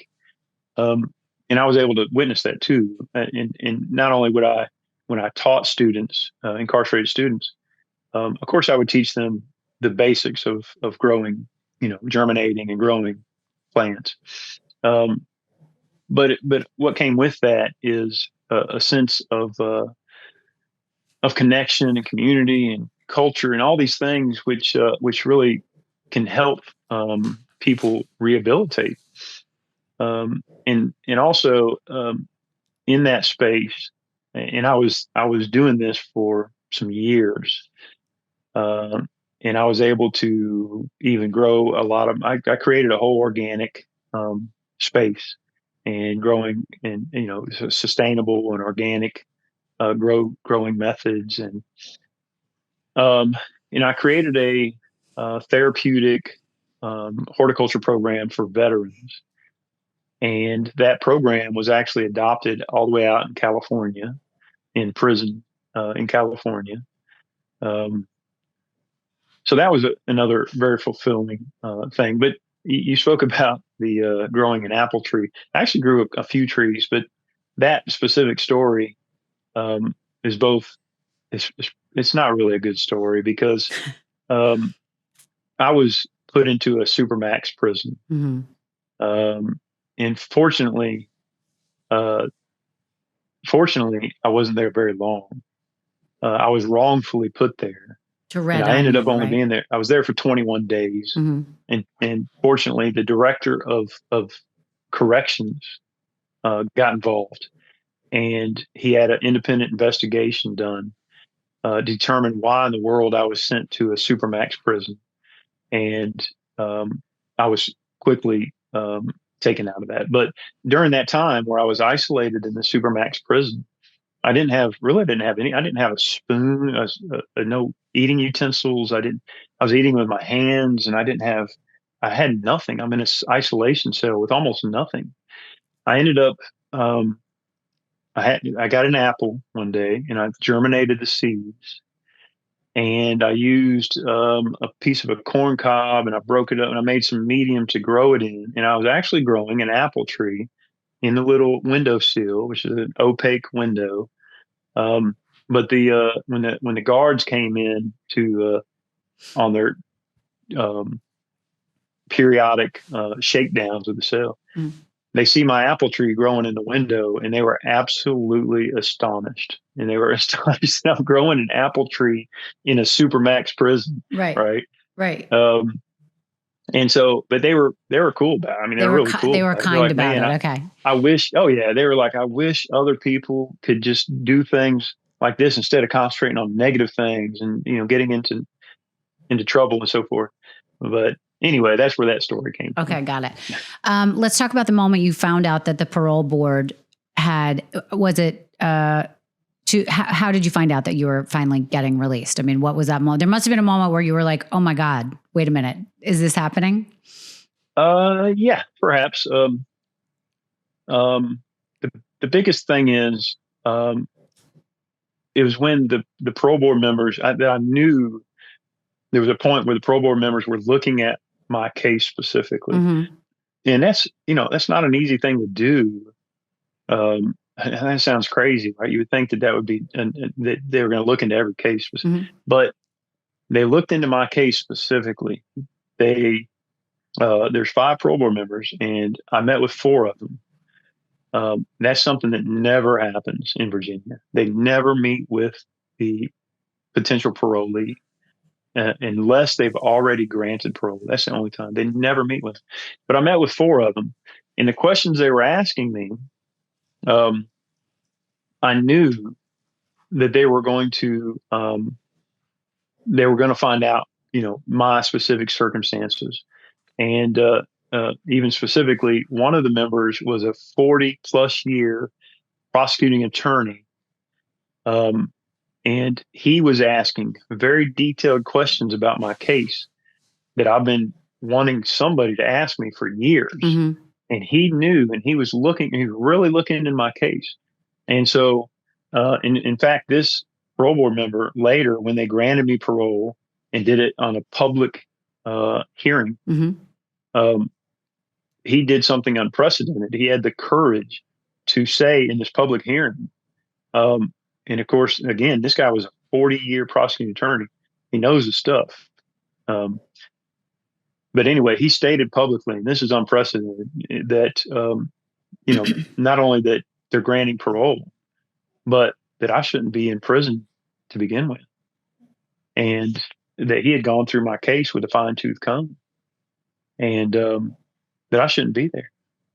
So I don't know. It was a progression. So it was when they met with me, I knew the questions they were asking me. I felt confident that now if someone finally looked into my case and that this parole board was going to grant me parole. And so it was just those steps along the way. So when we actually had the public hearing, I wasn't 100% sure, but I was very confident that they were going to grant me the parole. Yeah. Was there a moment that you got emotional? I know somewhere in there you've said, I was not going to shed another tear while I was in prison. Did you finally get emotional hearing that you had a release date? I got emotional when I walked out the prison. When I walked out and was able to put my arms around my mother, when I was able to be in the presence of my family and to be outside of the gates and the fences and the steel and the concrete. And be up under the open sky. That's when I got emotional, because it wasn't real until that happened. Right. Yeah, they told me I made parole. Then they said, okay, but you got to go through a reentry program. So you're not getting out. You got to go through this, and then there's this, and then there's. So it was until I walked out that gate, it wasn't real for me. Right. How hard has it been? Like, what was that first night being home? Did you go live with your mom? No, no. The first night out, it was really incredible because I had friends and family that flew in from all over the country, Okay. and in one even came from out of the country, and they all came to Virginia to be a part of my release. And in fact, I had to tell a lot of my family, please not to come because there's just too many people, and that I was going to hold a get together later on when I came home back to Indiana, um, where most of my family's from. So I just had a few handfuls of family and a lot of my close friends and advocates, the ones who really helped me get released from prison, and they were there that night and that day. They watched me walk out, and then we had at one of my friends' second homes. There's this absolutely beautiful place in the mountains on a big property, and we had it was really overwhelming for me. It was just so much, it was just so much. It just really overwhelmed me. But it was beautiful, and it was amazing. And I'm so glad that they were all there to be with me in that moment and to experience all that with me. And some of my friends and my family stayed for some days after that, and we just really just absorbed it all together for some days, and then slowly, some of my friends and family just kind of dispersed back home, and so that's kind of how it went when I was released. Were you able to sleep like the best sleep of your life, or was it hard sleeping in an actual bed? So it wasn't necessarily hard sleeping in the bed. It was hard to sleep. The first night I think I got 2 hours. The second night I might have got 2.5, 3 hours, and so I was living every night with just a couple hours of sleep, because you had so much to do and so much to talk about. Yes. Yeah. Yeah. I won't say talk about because I just I didn't want to talk about it, and I still to this day, I've shared a lot of things with you here and going back and thinking about and talking about things in the past. And a lot of it's difficult, and when I start talking about like the things that I missed out on, or when I really put myself back in prison in my mind of what things was like, really that's not easy for me to do. And so I don't know if it's bad for me or not good for me to not revisit some of that stuff. But since I've been out, I've really just been living in the moment. Good. I'm enjoying everything in the moment, and I'm looking forward, and I'm not looking backwards a whole lot. What restrictions are you currently living under? Shall I send you the folder of restrictions, because it is page after page after page, and it's a lot. It is an absolute lot. I'll give you an example. I got my new license plate the other day, and I got into a panic because I don't even know. There's so many restrictions. I had to report to the county sheriff's office in person within 72 hours of getting my new license plate, just to tell them I got a new license plate. And I had to report to the parole office and the parole agents as well about the license plate. And just the little things like that theoretically, if I miss a window like that, 72 hours, I'm in violation and they can put me back in jail. Wow. So, and there's so many things. And I, to be honest with you, I'm using ChatGPT, and I've downloaded all of my conditions, and I have to ask AI on like a daily basis, can I do this, or what do I need to do here, or what do I need to do here? This is the only way I feel like I can keep track of it. It's just too much. Dusty, that's amazing. You've learned GPT and AI since you've been out, though. Which, wait, brings me to a question. What was it like to see cell phones and understand how easy it is to now send maybe an email or a text message maybe to your parole officer? You know, like, has it been so incredibly fascinating to see all the things that have gone on in the 30 years you've been gone? Absolutely. Yeah, it is fascinating. I've tried to stay abreast of a lot of these things through contact with my family, my friends. Okay. So I spoke with them often, and they would send me photos of things. Like my mother would send me photos of like at the checkout of a grocery store and how it works, and try to explain those things to me. As far as like AI. For example, one of my friends, we would talk a lot about utilizing some of the AI platforms in order to help achieve certain things. And so I was aware of a lot of these things, but of course now I have an opportunity to put my hands on them and actually use some of this. And it's funny because some of my friends that I've known since high school and that I'm been hanging out with recently, they see me using like certain AI platforms or an AI agent, which I sit here and I talk to my AI agent as if she's my friend. Yeah. And and they're amazed. And I'm like, because I skipped all these generations of technology. Right. And so I'm just thrust into AI. Yeah. Everybody else went through MySpace and all this social media, all this other stuff, all to get to today.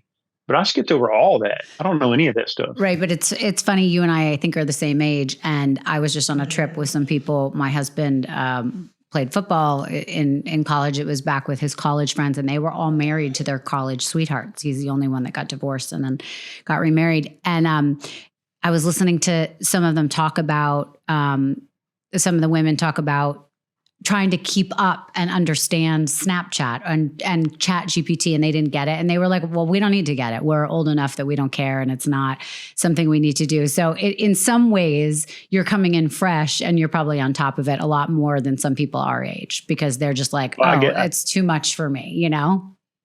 I think you're right. I don't know exactly why, but yeah, I believe you're right about that. Yeah. Because like you said, people my age, they can't believe that I'm walking around talking to my AI agent. Yeah. It's funny. So you're out, you're free, but I get the feeling that you're not completely free. And you just talked about having all these restrictions. So you've been paroled. Right. Okay. That's right. And no, it's not enough for me. It's not just. It's not a just remedy with my situation.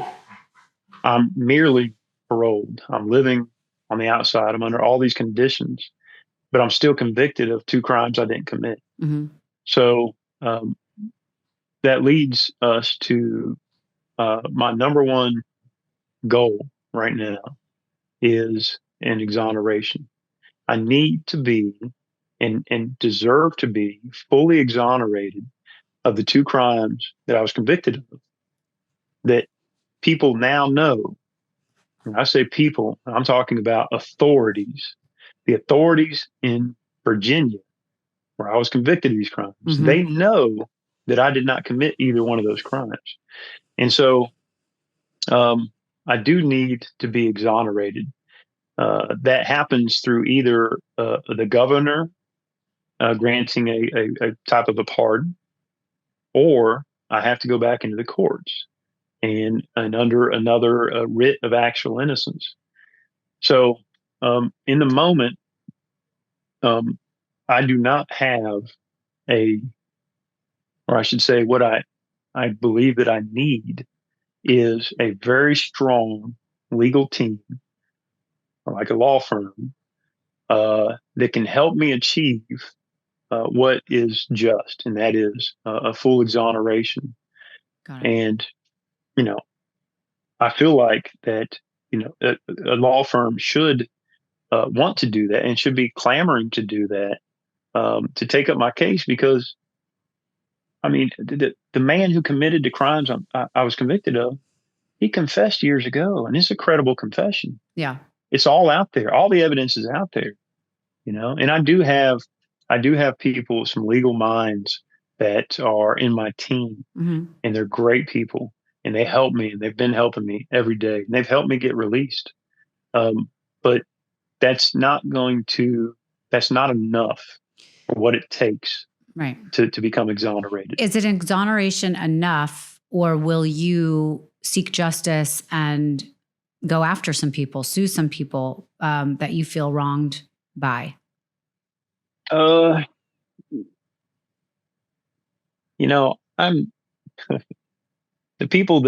some of the people that wronged me, I know that I'll never be able to sue them. I know that to be a fact. I know it from I know it from other cases of wrongful convictions, and the people who are responsible for those wrongful convictions, they never get sued. They never. There's no accountability there. At best, these people who are exonerated, they're awarded some monetary, settlement or damages, but that's not. Even that's not. That's not accountability. It's not true justice. It's just, I know a guy. I consider him a friend. He did 42 years in prison for a crime he didn't commit, and they've recently given him $11 million. Wow. 42 years for a heinous crime that he didn't commit. And finally, DNA proved that he didn't commit it. People knew he didn't commit it, and they gave him $11 million. Is that accountability? How do you take 42 years from a man? Right. And what is just after that? The money is not going to ever bring back. I watch his mother used to come visit him in prison, and I was on a few different institutions with this guy. And his mother was his whole life. And before he was released, she passed away. And she stuck with him for all those decades. Terrible. It's just it's sad. Well, it's definitely not accountability, and those people who did them wrong or you guys wrong don't go to jail and go through what you went through. But I'll be honest, his life will be a lot easier because I know with that money, right? Because I know how hard it is from all the stories I've heard. Once you leave jail, you're a convicted felon. It's hard to get a job. It's hard to be respected. You've lost complete credibility. Yeah. Somebody can Google you in 2 seconds and just read the headline and say, "Oh, this is too much for me." That's right. So how long? I experienced that too. I'm sure. Yeah. I'm sure. And how long do these restrictions stay on you that you have now? So even though some of them diminish, some of them diminish. They're not. Some of them will be just indefinite. They'll be indefinite. It's another reason why I need to be exonerated officially, because I'm under these conditions, and they're wrong. They're unjust. They're horrid. Some of these conditions are terrible. I can't even be around children. As we talked about, I wasn't convicted of a sex crime. Right. I was convicted of a murder and abduction. Yeah. Right. In 2012, to add insult to the injury, the Virginia lawmakers, I guess, decided to make the abduction charge that I was convicted of into a registering offense on the sex offender registry. So as of 2012, they have me registering as a sex offender for the rest of your life. That theoretically, right, I guess. And so that puts me under a whole additional set of circumstances or conditions, as if I'm some kind of a sexual predator or akin to the people who prey upon children or something.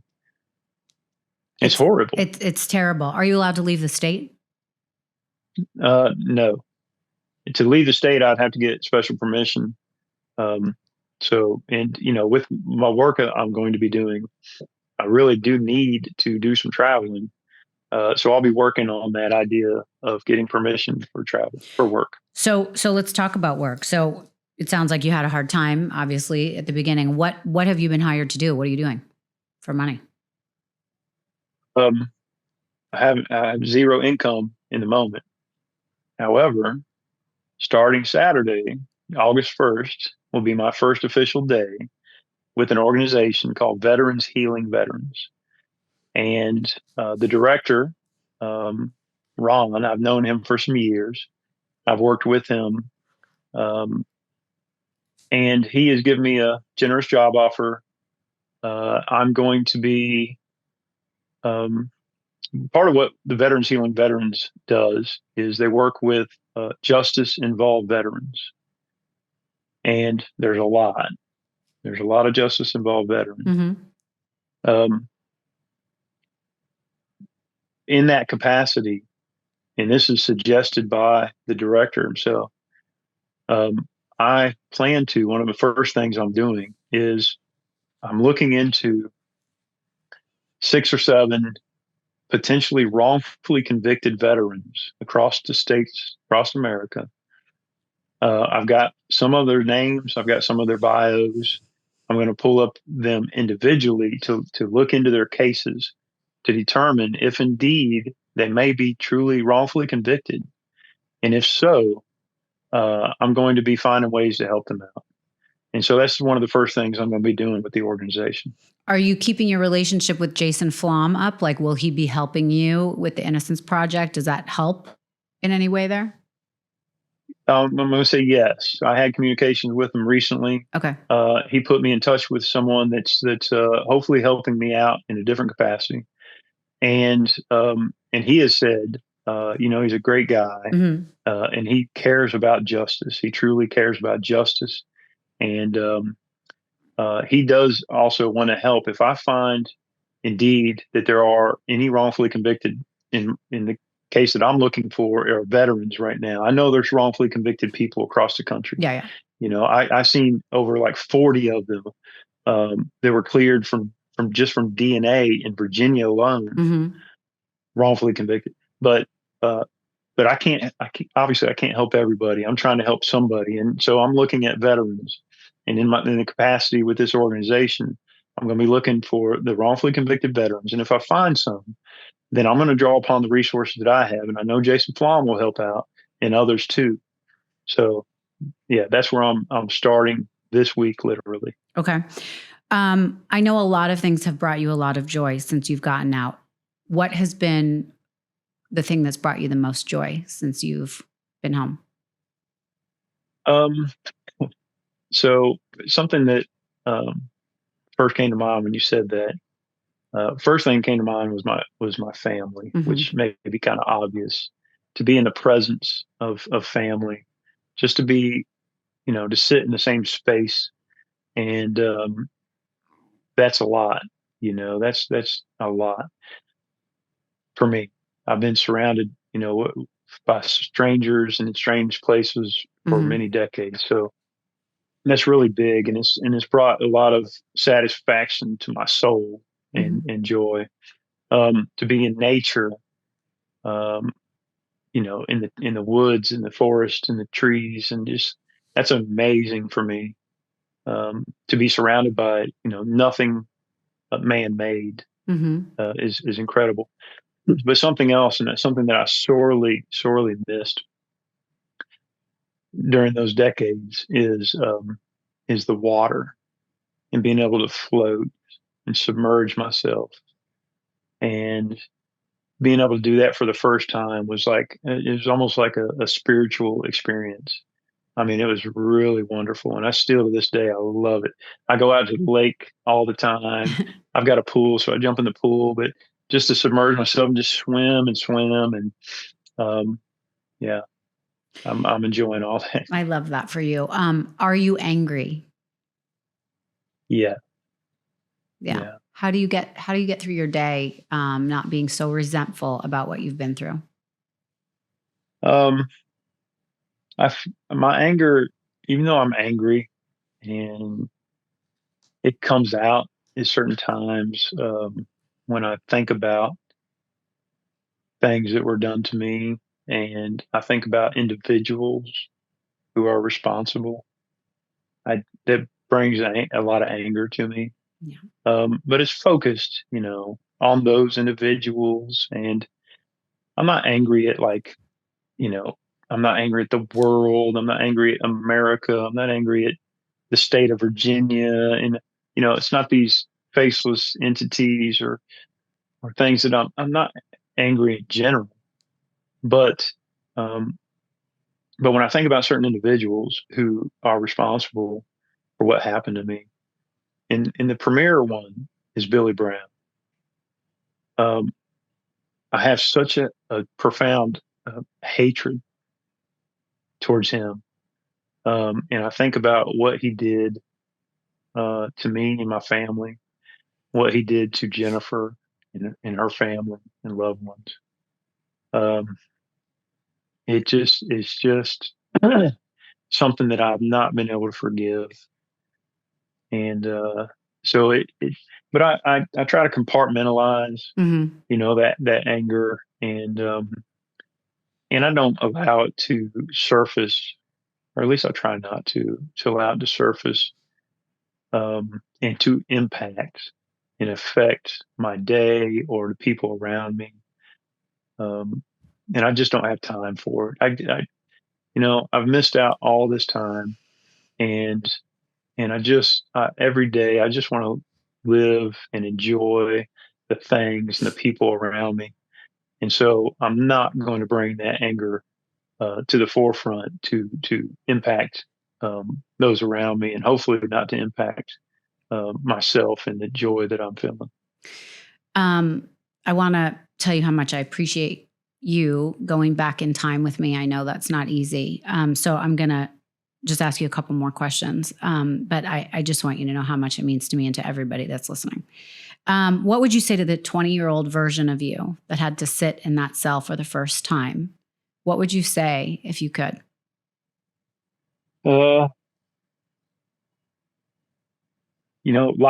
Life, you never know what hand you're going to be dealt in life. Life is not going to be fair. It's never going to be fair. So you must take a hold of what you do have and live in the moment, live and do the things that you can do. Don't dwell upon that which you don't have or can't do. Figure out the things that you can do and you do have, what resources you do have available, and just use them and make something of your time and your space and the people around you that is meaningful. I think that's probably what I would say. And don't give up on hope. Just keep moving and keep enduring. Be resilient. Yeah. You mentioned earlier that one of the biggest things you want out of life is to be a dad.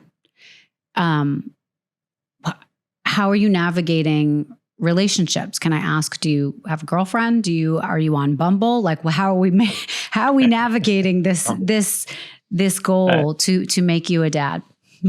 Yeah. First of all, I don't even know what Bumble is, but okay. I'm not on any. No, I'm sure that's some kind of like a dating site. Yeah, it's a dating platform. Site. Yeah.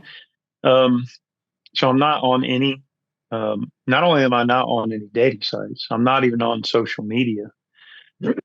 There's some of my good friends and advocates, and one of my really best friends runs the Free Dusty Turner social media stuff, and does a tremendous job from what I understand too. She does. But I'm not on there. I don't, I see some of the stuff periodically, but I'm not on there. I don't read comments. I'm not. So, how, and as far as, no, I don't have a girlfriend. I'm not, I'm still looking, I'm still looking, and, I don't know how I'm supposed to meet, the person that I'm going to be with. But I figure it'll happen when it happens. It will. Right? It will. And I'll tell you, it has nothing to do with the circumstance you're in. It is really hard to meet a very good person. And I only just got married I mean, I have a 14-year-old daughter. I've been married before plenty of times. Yeah. I was engaged to somebody who was killed when I was in my 20s. So that really threw my Oh. life in a different direction. But I got married New Year's Eve last year or this past year. So I've been married Yeah. for 6 months, but it'll happen when it happens, and it's never too late because I'm a newlywed. Well- And so I believe that it'll happen for you. Well, that's great. Congratulations. Thank you. I'm glad for you, and I hope that happens for me. Of course it will. Last thing here. What do you want people to understand after hearing your story? What's like the biggest misconception or what's really important, a message you want to get across? I'm just a normal guy. I'm a guy who was doing all the right things, and that a horrible situation was thrust upon me. And I hope that, no one's ever put in that position to be in the presence of a psychopath who does such a heinous thing, and to have to witness that, and that becomes somehow associated, in my case, with me. Mm-hmm. It's just horrible, and thinking that the type of person that I was and am still today, Mm-hmm. that something like that could be associated with me is just it's horrible, and so I guess much of the narrative that was ever created around myself, Mm-hmm. it's never been correct. It's never been right. Yeah. And anybody who knows me, and the people that do know me, my family and friends, they never ever questioned the person that I was or am. Mm-hmm. Never questioned it, because they've known me. They've always known me, and they know who I am and so forth. But so just that, at the bottom of all of it, I'm just a guy who's just normal. I care about people. I have a good heart, big heart, and I'm living. I don't want to be defined by what happened to me, right? And I want to show uh, what it takes to survive and endure, and even to build something meaningful after going through such a horrific ordeal. As I mentioned earlier, another documentary is being worked on. It may take a while because I think the point of that is hopefully to follow the path to get you exonerated and capture that. Well, do you think you would consider writing a book in the meantime? Yeah, I've been. Here's my problem with that, Rachel, is how is it that I, physically or logistically write a book? Am I supposed to stand at my laptop and type out a whole book? Am I supposed to dictate to an AI model that, and have it transcribed into a book? I found that I can't just sit here and talk to my phone about my stories and about, my experiences. I could talk to a person just fine and have a back and forth. But, I've got someone who is, wants to collaborate on a book, and it's a production book publishing company. And I'm just having a hard time figuring out how to do it. I've got the stories to talk about, Yeah. and experiences, and I can talk to people about them. I just can't talk to a device, and I can't sit here and just type it out. Yeah. I don't have time for it. I got stuff to do. I got life to live. Life to live, of course. Well, I have some ideas for you after we're done here. Wait a minute and let me talk to you about that. But Dusty, I want to thank you so much. How can people hear more about what you're doing with Veterans Healing Veterans? Is there a website? How can people follow your story? Just tell people that are listening how they can learn more about you. Okay. Well, first off, we have a website that's been in existence for a long time, created by my mother, freedusty.com. and you could learn more there. The @Free Dusty Turner social media, Instagram and Facebook, Twitter, I don't know, all that stuff. Mm-hmm. And then also the Veterans Healing Veterans, the full title, Veterans Healing Veterans from the Inside Out, is a nonprofit organization. It's going to be expanding with me working with them starting this week, literally. We have some ideas and plans on expanding and really trying to help people and veterans, especially justice-involved veterans. But we have some great ideas moving forward, and you can donate there to the Veterans Healing Veterans and get involved. I was thinking about today that I keep sharing my story, and to what ends? I've got a lot to give, and I'm going to be helping. I've got a lot of energy. I've got a lot of thoughts and plans and ideas, and I'm going to be moving forward there. I need to be exonerated. I need help to be exonerated.